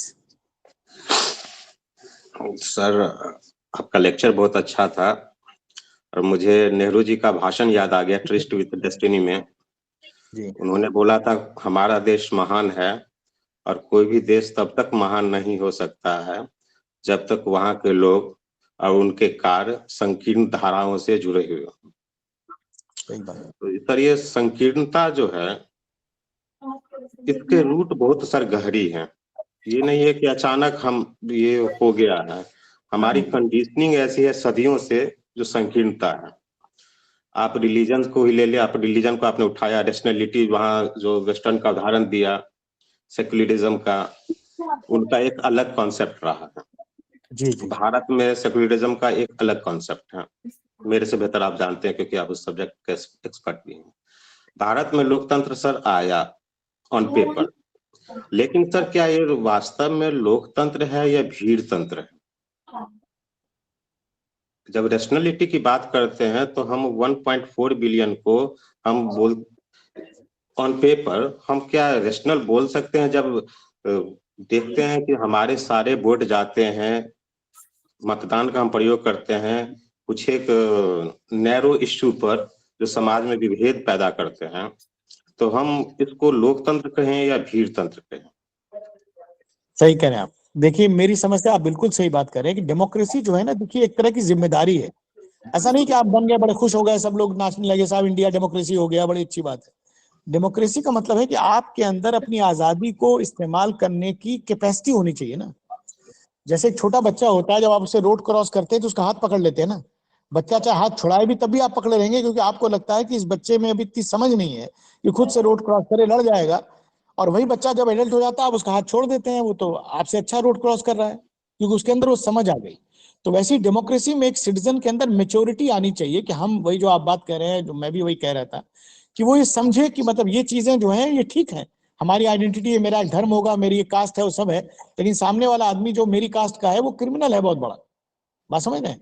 20 क्रिमिनल सर हमारे हमारी जो कंडीशनिंग है, दिक्कत यह है ना सर कि हम अचानक तो इनलाइटेंड नहीं हो जाएंगे कि नहीं हमको ये सब नहीं सोचना है। वो तो हमारी धीरे धीरे होना है। जो सोशल सिस्टम है, एजुकेशन सिस्टम है, पॉलिटिकल सिस्टम है, ये हमको उबरने नहीं देगा सर। हम यू आर एलियन तो है नहीं जो अचानक आएंगे और एकदम ब्रेन हमारा एकदम क्लीन रहेगा। नहीं, देखिए ऐसा है ना कि वही जो हम तो बात मैं कह इसी रहा था। देश में रह रहे हैं सर, सारी चीजों का प्रभाव पड़ता है। मनुष्य का माइंड तो ऐसा नहीं है कि बिल्कुल एलियन है। नहीं नहीं, देखिए ऐसा है कि एलियन तो नहीं है, लेकिन जो सोशलाइजेशन, जैसे मैं और आप हैं फॉर एग्जाम्पल, मतलब जैसे मेरे आपके समझ में ये बात आ गई कि साहब ऐसा नहीं होना चाहिए, तो क्या होगा? हम फिर अपनी फैमिली में, अपने घर में जिस तरह का माहौल क्रिएट करेंगे, वो उसका असर हमारे बच्चे पे पड़ेगा ना। ये जनरेशन से ही चेंज होती है। देखिए चीज, जब हम, हमारे दिमाग में कम्युनलिज्म और कास्टिज्म है, तो हमारा बच्चा हम चाहेंगे अच्छा हो जाए, तो कैसे अच्छा होगा? वो भी वही सर चीज देख रहा है उसी माहौल में सर जो ये आप कह कहने रहे में हैं। अच्छी बातें हैं, लेकिन उदाहरण तो ऐसे भी मिलते हैं जिनके फादर बहुत अच्छे रहते हैं, लेकिन बच्चे का सोसाइटी से हम जुड़े हैं ना, सोसाइटी के प्रभाव के कारण बच्चे दूसरे हो धारा में निकल जाते हैं। देखिए ऐसा है कि सोशलाइजेशन के एजेंट्स हैं, स्कूल है, सोसाइटी है, एग्जैक्टली, रिश्तेदार तो हैं, सिर्फ सब है। हमारे बेहतर हो जाने से यदि हो जाता तो हम अपना दिया जला लेंगे, खुद दिया जला लेंगे अपने आप को बना के। ऐसा नहीं नहीं, संभव देखिए है मेरे कहने का क्योंकि मतलब हम मास लेवल पर डील कर रहे हैं। नहीं नहीं, वो बिल्कुल आप सही बात करें, लेकिन अगर हम जब ये सोच लेते हैं ना कि ये सारे फैक्टर्स अगेंस्ट है, इसलिए कुछ नहीं करना चाहिए, हम भी वैसे ही रहें जैसे हमारे अब्बा थे, तो फिर कुछ चेंज नहीं होगा। चेंज तो तभी होगा जब हम ये सोचेंगे। देखिए आप एग्जाम्पल लीजिए, देखिए दुनिया में दूसरों से आदमी सीखता है। 1965 में अगर अमेरिका में ओबामा के फादर किसी रेस्टोरेंट में जाते तो उनको मार के भगा दिया जाता कि तुम ब्लैक हो, तुम यहाँ कैसे घुस गए। वो आदमी कभी ख्वाब में सोच सकता था कि मेरी ही जिंदगी, मतलब मेरा लड़का अगले 35 साल में दुनिया के सबसे पावरफुल देश का इलेक्टेड प्रेसिडेंट बन जाएगा? भाई वहां रेसिज्म तो हमारी कास्टिज्म से भी खतरनाक था, वहां तो लोगों को जिंदा जला दे देते थे इसी सेंचुरी में। लेकिन जब अमेरिकन के अंदर वो मेच्योरिटी सिर्फ इतने कम दिनों में आ गई तो उनको लगा कि साहब ये सबसे अच्छा आदमी है, चाहे काला हो या गोरा हो, इसको प्रेसिडेंट बना दो। तो अभी हम उस लेवल तक नहीं पहुंचे हैं, लेकिन जब हम हमारी सेल्फिशनेस उस लेवल तक पहुंच जाएगी, जब हम ये इंडिविजुअल से उठ के देश के लेवल पर सोचने लगेंगे, तो शायद हम भी इस पॉइंट पे आ जाए। अमेरिका में तो कोई ऐसा क्रांति नहीं आ गई, लेकिन धीरे धीरे लोगों ने इस बात को रियलाइज कर लिया इतने कम समय के अंदर। ठीक है, रेसिज्म अभी भी वहां है, अभी भी रेशियल वायलेंस होता है, लेकिन फिर भी जो लेवल ऑफ डिस्क्रिमिनेशन है वो काफी हमारे देश के अंदर जो ऑपरेशनल सिचुएशन है उससे बहुत बेहतर हो गया। तो कहने का मतलब है कि चीज चेंज तभी होगी जब मैं सोचूंगा कि कुछ हो सकता है। अगर मैंने सोच लिया, जाहिर सी बात है, यू आर एब्सोल्युटली राइट कि ऑड्स बहुत अगेंस्ट है, समाज ऐसा है, मीडिया में चीजें हैं, फ्रेंड्स ऐसे होंगे, स्कूल का माहौल है, सब कुछ है, लेकिन फिर भी जब तक हमारी पॉजिटिव थिंकिंग नहीं होगी, चेंज तो कभी भी नहीं आएगा ना। फिर तो चेंज आने के लिए एटलीस्ट मुझे, चैरिटी बिगिंस एट होम, मुझे एटलीस्ट सही होना है। सारे टीचर क्लास नहीं लेते यूनिवर्सिटी में, मैं भी नहीं लूंगा, कोई कभी नहीं लेगा। मुझे तो ये सोचना मैं लूंगा क्लास, बाकी लेना नहीं। भाई मैं लूंगा, हो सकता है मुझे देख के कल मेरा कोई दूसरा दोस्त भी ले, और धीरे धीरे 10 साल बाद यूनिवर्सिटी में शायद क्लास होने लगे। तो पॉइंट ये है कि पॉजिटिविटी जो है वो उसका कोई एविडेंस नहीं होता प्रेजेंट टाइम्स में, इसलिए लगता है कि it's impossible, but I don't think it is an insurmountable mountain. मतलब that is my believe, but of course you are right, you are right. Okay, sir. One more thing I want to add. America लगभग 500 वर्ष पहले बना, आजाद हुआ एक स्वतंत्र देश के रूप में। सिर्फ 1787 में हुआ है, 500 नहीं हुए, 200 से थोड़ा 500 भी नहीं हुए, और वहाँ रेसिज्म हाल तक रहा है जी, अभी भी है, हाल फिलहाल का झगड़ा। और वहाँ जब ओबामा बने थे तो ओबामा को लगभग 55% के आसपास वोट मिले थे। मतलब after so many years still 45% people believe that racism is good. Same here in India, sir. हमारे यहाँ 40%, 38% वोट पाके सत्ता मिल जाती है, और 63-65% स्टिल पीपल, इसका मतलब कि इतने लोग बिलीव करते हैं कि नहीं ये गलत हो रहा है, तब भी सत्ता दूसरे के हाथ में चली जाती है सर।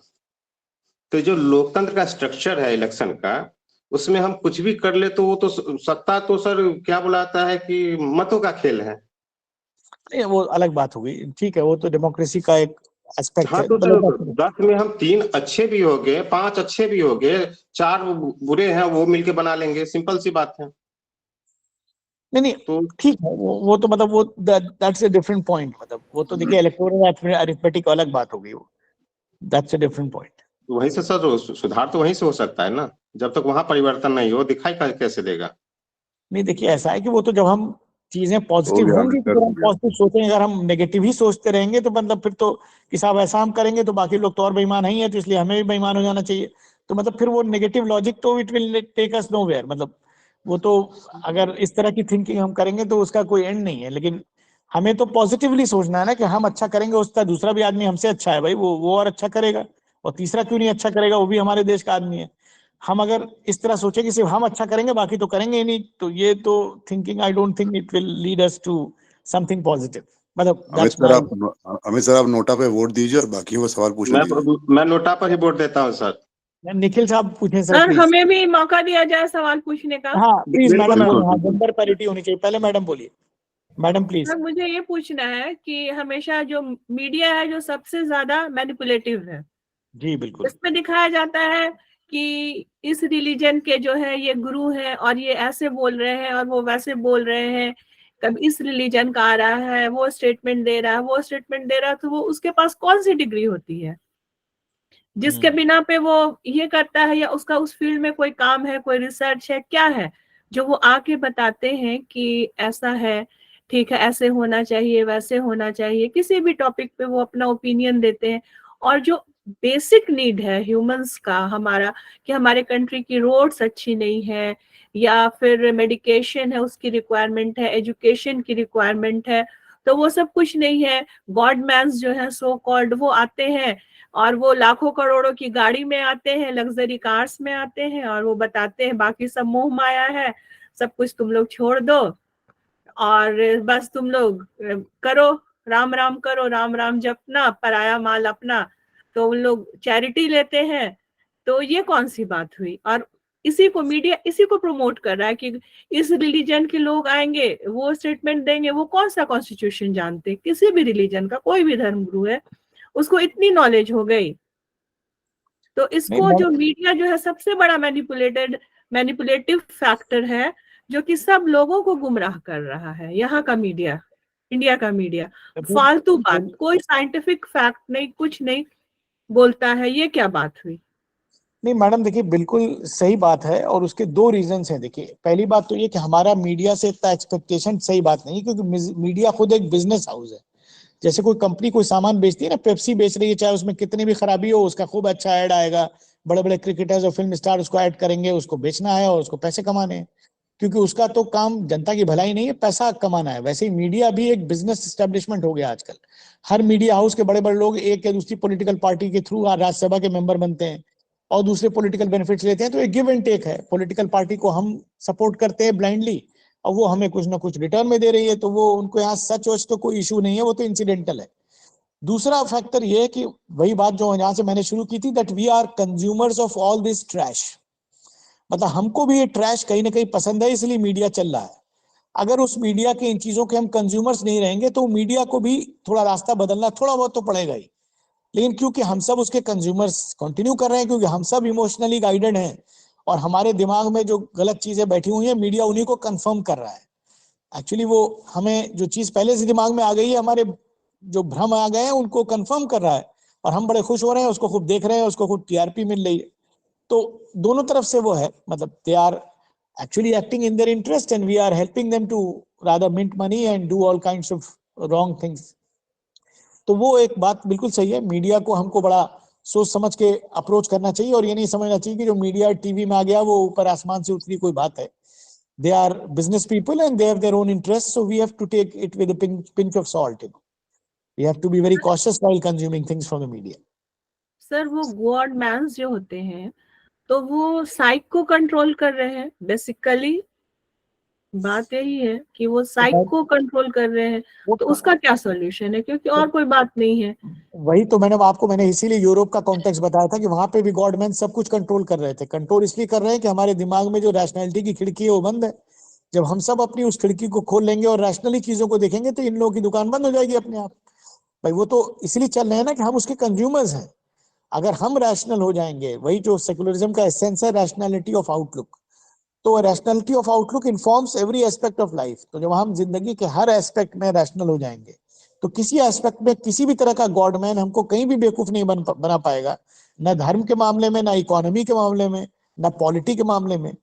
ये जितने भी लोग हमें भ्रमित करने की कोशिश कर रहे हैं या करना चाहते हैं, वो सब पीछे हट जाएंगे क्योंकि हमारी रैशनैलिटी की खिड़की खुल जाएगी। तो वही तो इंपॉर्टेंट है, that we all need to be rational actors as vigilant citizens of this country who are rational. The moment we start thinking on those lines, things would start changing. Of course, change will not come in a day. जैसे अभी sir ने कहा था कि America 1787 में आजाद हुआ, Britain में democracy की प्रोसेस 1215 से शुरू हुई, तो सैकड़ों साल लग जाते हैं। लेकिन सैकड़ों साल लगने के बाद भी चीज नहीं होगी अगर हमारी सोच पॉजिटिव नहीं होगी। अगर हम अच्छा नहीं करना चाहेंगे तो सैकड़ों साल बीत जाएंगे, तब भी कुछ अच्छा नहीं होगा। और अगर हम अच्छा करना चाहेंगे तो कुछ सालों बाद धीरे धीरे पॉजिटिव चेंज भी आएगा। मतलब we should always be sir, मेरा एक सवाल है सर। जी प्लीज पूछिए। जी सर, मैं मोहम्मद इकरामुल हक वेस्ट बंगाल से। जी मेरा सवाल है कि हाल फिलहाल में एक हफ्ते में एक वीडियो आया ध्रुव राठी का कि इंडिया एक मतलब डिक्टेटरशिप की तरफ बढ़ रहा है। तो इसमें आपका क्या कमेंट है सर? क्या आपको लगता है कि इंडिया एक डिक्टेटरशिप की तरफ बढ़ रहा है? भाई देखिए, ऐसा है कि ध्रुव राठी हो, मतलब with due respect to him, मतलब वो कोई बच्चा है जो वीडियो बना रहा है, वो कोई पॉलिटिकल साइंटिस्ट तो है नहीं। उसने एक बना दिया, उसका भी बिजनेस है। जैसे मैंने मीडिया बताया, वो भी एक सोशल मीडिया आजकल है। लाखों लोग वीडियो देखते हैं, उसको लाइक करते हैं, फिर उसको करोड़ रुपया कमाता है वो आदमी। तो मतलब with due respect to him, I have nothing against Dhruv Rathee और anybody else who is a YouTuber, but it's a very non serious medium of discourse. मतलब ऐसा नहीं जैसे कोई किताब आई है, किसी बड़े स्कॉलर ने कोई चीज लिखी है तो उस पर कोई कमेंट किया जाए। अब किसी बच्चे ने कोई वीडियो बना लिया, उस पे हम आप यहाँ बात करेंगे तो उससे मतलब मेरी समझ से it's not going to be a very serious response. Sir, I have one question. Yes, please. I'm Animesh Haldar. So, in my opinion, actually the politicians are not arising the actually main questions, main problems, and in food. But my question is that what political science actually thinking about it? Is there any solution from the politician scientists that we can resolve these things? But in specific, because in science what happens if political science is related to the politics, so as science have to solve some issues, so this is more for India or for several countries, this is very problematic issue. So what is the role here for the political scientist or political science subject? देखिए, political science, I am also a student of political science. My role is to understand the problem. In social sciences, especially in political science, the first step to the resolution of a dispute or a problem is to understand it, because these problems are so complex. जैसा अभी हमने discuss किया, आपने देखा ना, science वाला मामला नहीं है कि स्ट्रेट फॉरवर्ड एक मैथमेटिकल इक्वेशन में चीज चल रही है और सारी दुनिया के लोग उसको एग्री कर रहे हैं कि 2 + 2 4 ही होता है. हमारे यहाँ तो ऐसा होता नहीं. समाज की चीजें, कोई कुछ कह रहा है, देखिए कोई कुछ कह रहा है, किसी का और पर्सपेक्टिव है, किसी का कुछ और है. तो हमारा काम है उस चीज को अनपैक करना, मतलब जो कॉम्प्लेक्स इश्यू है उसको खोल के सामने रखना, उसके सारे एस्पेक्ट्स को सामने लाना, जिससे कि हम सोच सकें कि हमें क्या करना है. तो पहली चीज तो ये है एनालिसिस, जो हमने आज करने की आपके साथ कोशिश की है कुछ पर्सपेक्टिव से, trying to understand what are the issues, what are the concerns and what are the intricacies involved in those things. First thing. The next thing is, which was very obvious, in your question, that what we need to do, what is the solution? Solution again is not one-off thing. But what I mentioned, and अभी जो मैं अभी discuss कर रहा था, कि देखिए solution starts with your understanding of the problem and then your positive frame of mind. Because when you are talking about society reformation, you can take examples from other countries. Other countries of the world have changed. Why? Because they changed their perception. There are certain things in society which appear to be insurmountable. जैसे मैंने America का एक बड़ा वेग example दिया था racism का, कि कोई सोच भी नहीं सकता था, 1965 ज्यादा पुरानी बात नहीं है, कि ऐसा होगा और इतने 30 साल के अंदर इतना चेंज आ गया. और भी चेंज आगे आएगा, ठीक है, दुनिया के और कंट्रीज भी हैं, उनमें भी बहुत चेंज आया, लेकिन वो चेंज तब आया जब लोग चेंज लाने के लिए इच्छुक थे या चाहते थे चेंज लाना. अगर हम प्रेजेंट सिचुएशन में सेटिस्फाइड हैं तो हम उनके हाथ में खेल रहे हैं जो इस प्रेजेंट सिचुएशन से बेनिफिट कर रहे हैं. आप ये समझिए, पॉलिटिक्स में हर सिचुएशन से कुछ बेनिफिशियरीज होते हैं. Some people benefit at the cost of others. If today you look at your country or our country, you'll find that there are certain beneficiaries. The political elite, the bureaucratic elite, even the criminal elite, they are the beneficiaries of the system. And common people are in the margins. So, if we change our thinking, only then things will change. Otherwise, लगता है कि ये तो ऐसे ही होता रहेगा साहब, यही होगा, इलेक्शन होगा, फिर आएगा, ये होगा, ऐसे होगा, वो तो हो ही रहा है. लेकिन कल आप अपना एंगल चेंज करेंगे सोचने का, तो चीजें चेंज भी हो जाएंगी. दुनिया में हुई हैं, हो रही हैं. तो वो सारी चीजें हमारे ऊपर डिपेंड करती है कि as citizens what is our outlook in general. So, and that can change if I decide to change, then you decide to change. So it is very incremental, it happens from the grassroots slowly and gradually, but it changes. If Gandhiji and freedom fighters would have thought that Britishers are so powerful, nothing would have changed at that time. Yes, bole sir. Sir, I have a question. Yes, sir sir, Bharat में जो है, मैंने एक चीज trend देखा है कि voter के बजाय सपोर्टर बहुत ज्यादा है. जैसे कुछ जातिगत समूह जैसे संगठन बनाए हुए हैं, जैसे ब्राह्मण महासभा, क्षत्रिय महासभा, यादव महासभा या वैश्य महासभा. तो क्या ये सेकुलरिज्म को बढ़ाएंगे कि कहीं न कहीं समस्या पैदा कर रहे हैं? समस्या तो जितना डिवीजन होगा उतनी समस्या पैदा होगी. जब हम अपनी किसी नैरो आइडेंटिटी के लिए कॉन्शियस हो जाएंगे तो हम ब्रॉड आइडेंटिटी को भूल जाएंगे. बात है, हम सब एक फैमिली के हैं. अगर एक फैमिली में 4 लोग हैं, सब अपने अपने बारे में सोचेंगे तो फैमिली सही चलेगी. हमका मेन इंटरेस्ट तो पूरी फैमिली का होना चाहिए ना. तो पॉलिटिकल पार्टी के लीडर्स तो चाहेंगे कि आपके और डिवीजन हो, मतलब उस महासभा में भी 3-4 ग्रुप और बन जाए तो और अच्छा है. तो उनका फायदा है, because if you are divided they are united. कम होने के बजाय सर, लेकिन बढ़ ही रहा है. नहीं, वो तो तभी बढ़ रहा है जब हम भी तो उसमें पार्टिसिपेट कर रहे हैं. We are there, we are helping that, we are actually contributing to that. It's citizens who are there. So we need to understand it. हमें समझना, जब हम समझेंगे तभी कुछ चीजें होती। सर मेरा इस पे एक व्यू है। के लिए तैयार ही नहीं है सर। Hello sir. जी प्लीज। यस सर, ये ऐसा इन्होंने कहा कि ब्राह्मण महासभा, क्षत्रिय महासभा और यादव महासभा, मुझे ये लगता है कि चीजें प्रक्रिया में जब आ रही हैं तो ज्यादा घातक होती जा रही हैं। सर ऐसा क्या, मतलब इस पे कुछ कह सकते हैं? बिल्कुल आप सही कह रहे हैं। वही चक्कर है कि जब मैं समझता हूँ कि आप गलत हैं, सिर्फ मैं सही हूँ, और आप समझते हैं कि मैं गलत हूँ, तो एक्चुअली इसीलिए मैं कह रहा हूँ कि रिफॉर्मेशन खुद से शुरू होगा। जब मैं सोचूं कि मेरे में प्रॉब्लम है, आपको कुछ नहीं।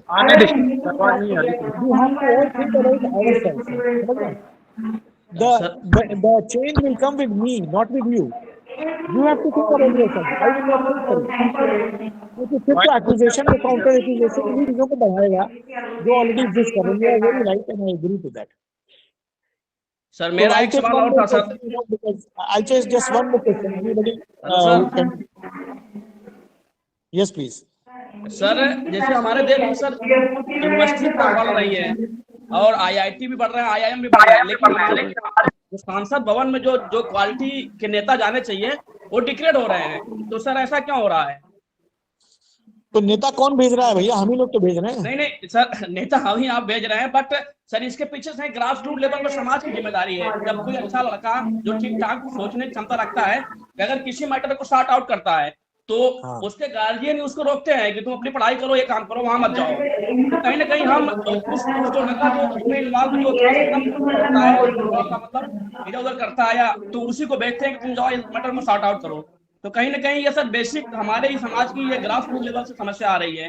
तो सर ये कैसे दूर हो पाएगी? वही तो मैं कह रहा हूँ, एक डिस्कोर्स क्रिएट हो गया है कि सब अच्छे लोग इसको नहीं बनेंगे, तो जो बदमाश लोग हैं, क्रिमिनल्स हैं, इस तरह के लोग इधर जाने चाहिए, जैसे आपने बताया। तो वो कुछ लोगों का वो प्रिजर्व हो जाएगा, दूसरे लोग अच्छे जाएंगे नहीं, तो कभी भी वो चीज चेंज नहीं होगी। लेकिन जब हम अपना माइंडसेट चेंज करेंगे ना, तो चीजें चेंज हो सकती है। अगर हम चीजों को बहुत ही डिफरेंट पर्सपेक्टिव से देखेंगे कि साहब ये चीज बहुत इम्पोर्टेंट है, शोर आ रही है, जरा आप करा दीजिए, म्यूट करा दीजिए। माइक ऑन है, क्या किया है इसका? म्यूट कर लीजिए मैडम। खत्री मैडम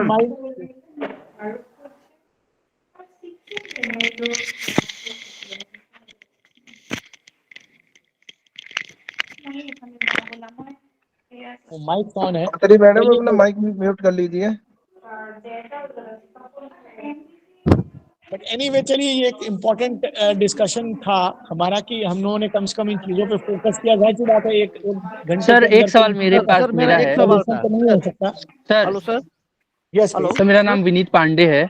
विनीत भाई जी सर, मेरा ये सवाल है कि जैसे अभी हमने बात किया तो we see there are so many problems with the democracy, और हम बात कर रहे थे कि कैसे उनको सॉल्व कर सकते हैं। तो मैं ये सोच रहा हूँ सर कि आप as a social scientist can you answer कि क्या डेमोक्रेसी को कोई चीज है जो फ्यूचर में रिप्लेस कर सकता है?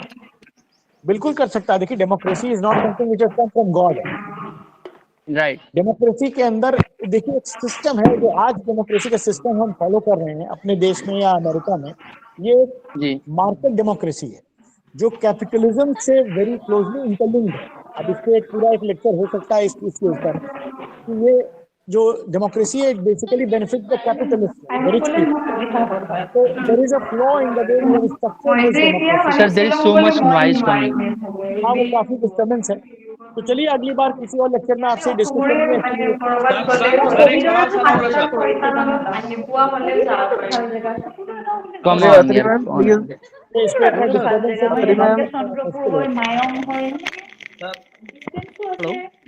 सर मेरा एक सवाल है सर, छोटा सा सवाल है सर।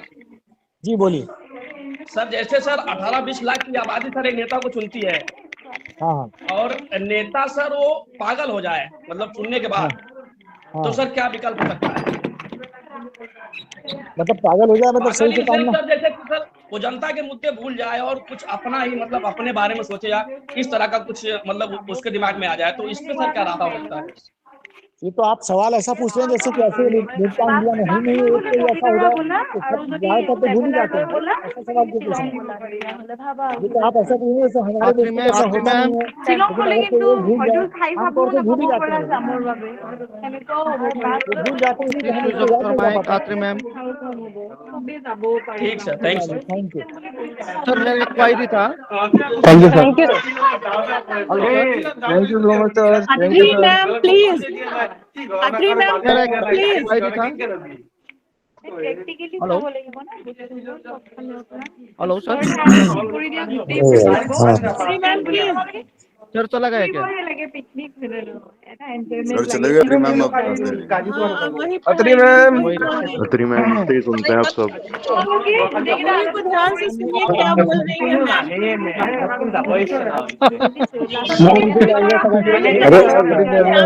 अत्री बरुआ वो ऑन करके चला गया शायद। चलो हम लोग चलते हैं, अब अत्री मैम को पढ़ते हैं। अत्री मैम नाश्ता तैयार कर लिया। अत्री मैम अपना प्रेजेंटेशन तैयार कर रही हैं 10 मिनट।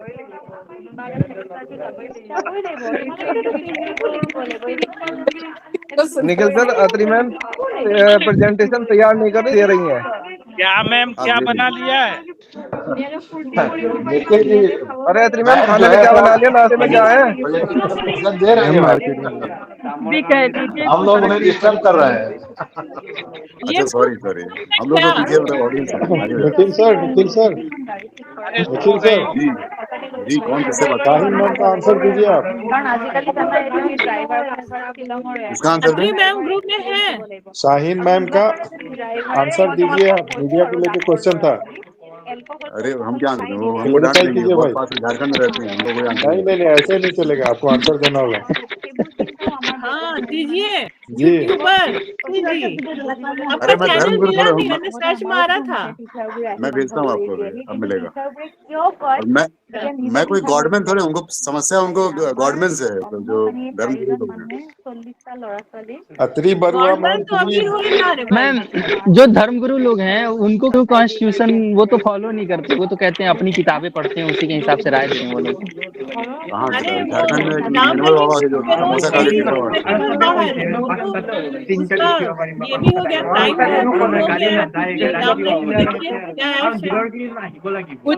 टाइम सिर्फ फॉलोवर्स की वजह से मैम, सिर्फ फॉलोवर्स की वजह से, अदरवाइज पता भी ना चलता कि राम रहीम कौन थे। पॉपुलेशन वोट है उनके हम लोग ये काम छोड़ देंगे, हम लोग भी वही करेंगे। Seriously no one will follow you. बहुत कमाई है मैम उसमें, कुछ है, बहुत कमाई है, बहुत इंजॉय है। ये राम रहीम का पूरा नाम है गुरमीत राम रहीम सिंह इंसान, पूरा नाम दिया कीजिए। क्यों निखिल साहब? जी जी निखिल साहब, सेक्युलर पर्सन। जी सुन रहा हूँ, बताइए। अरे सर उसमें बहुत इंजॉय है और बहुत पैसा भी है। मैं सोच रहा हूँ इसके बाद धर्मगुरु बन जाऊँ, क्योंकि दीपक जी हमको चाह रहे हैं कि मैं कुछ और करूँ।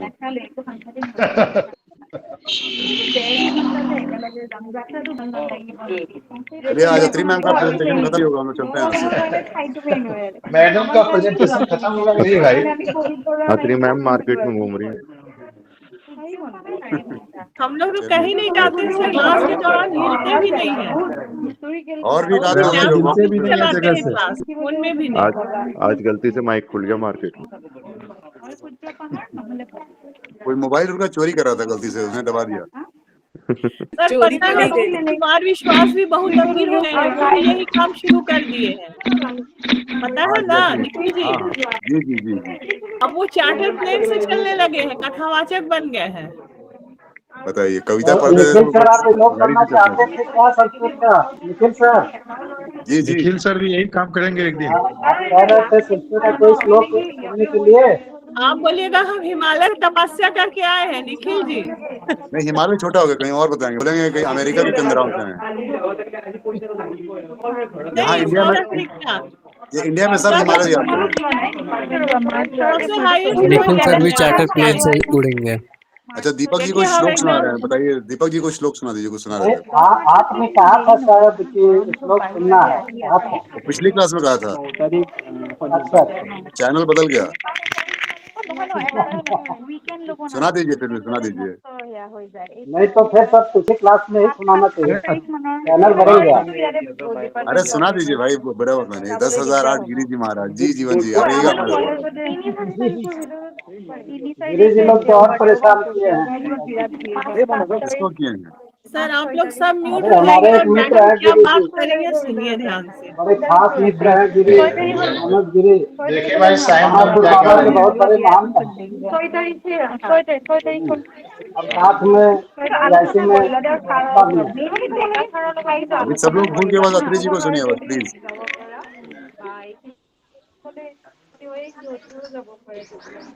जी साहिन मैम बोलिए, आप क्या कर रहे थे? उसको डिकोड करना पड़ेगा पूरा। जूलॉजी से होगा वो, चलिए। राइट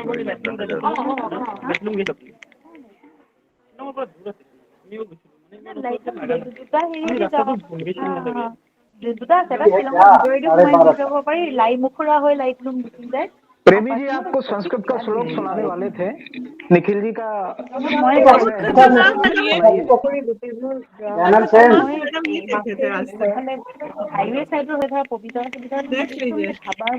रुक नहीं रही है, बोलेंगे रोक सको तो रोक लो।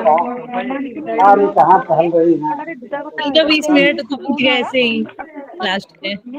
आधा घंटा आइलैंड का चैलेंज है, कोई रोक सके तो रोके।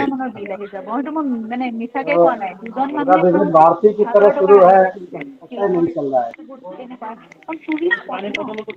मैडम कॉन्टिन्यूअस प्रोसेस में है, पता नहीं क्या बोल रही है, कुछ समझ में भी नहीं आ रहा।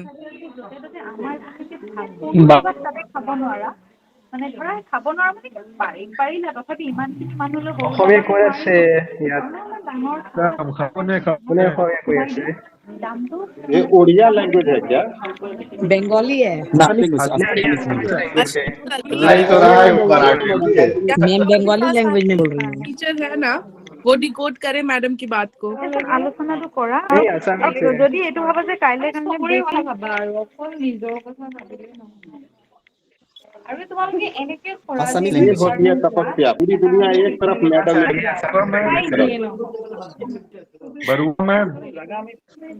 अकेले घना गाड़ी हुई है कि मैडम ही चले गए, कैमरा ऑफ चले गए। झंडा उड़ाई हुई है। ইমান দেৰিকৈ আহি থাকোঁ, মই যাব নোৱাৰিম। सभी लोग इतना सीरियसली सुन रहे हैं अत्री मैम को, सभी लोग इतना सीरियसली सुन रहे हैं।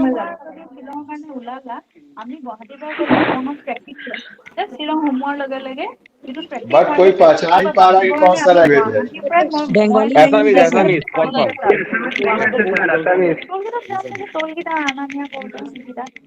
रिलेटेड टू बंगाली से मिलता है।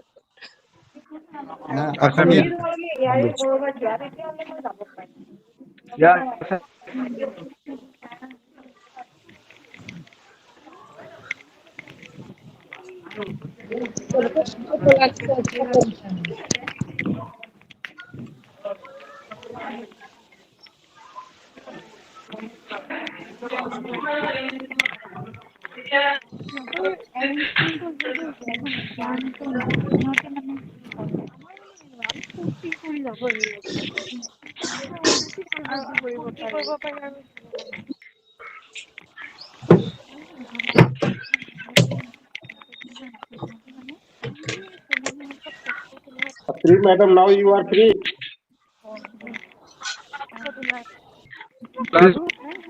नहीं रही है। उनसे भी कुछ क्वेश्चन आंसर सेशन कर लिया जाए।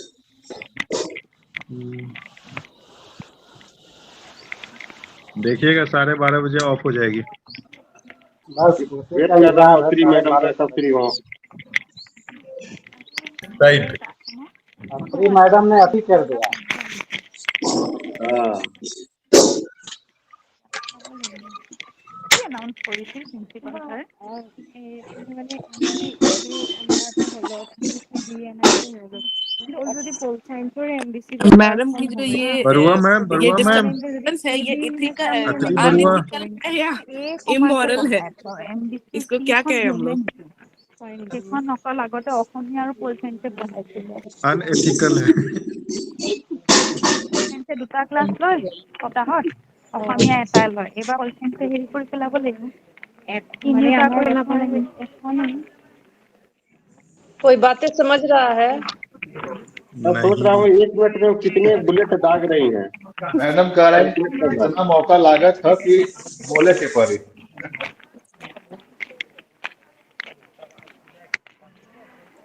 अत्री बरुआ मैम नहीं सुन रही है। वो सुन नहीं रही है, वो सुना रही है किसी को बस।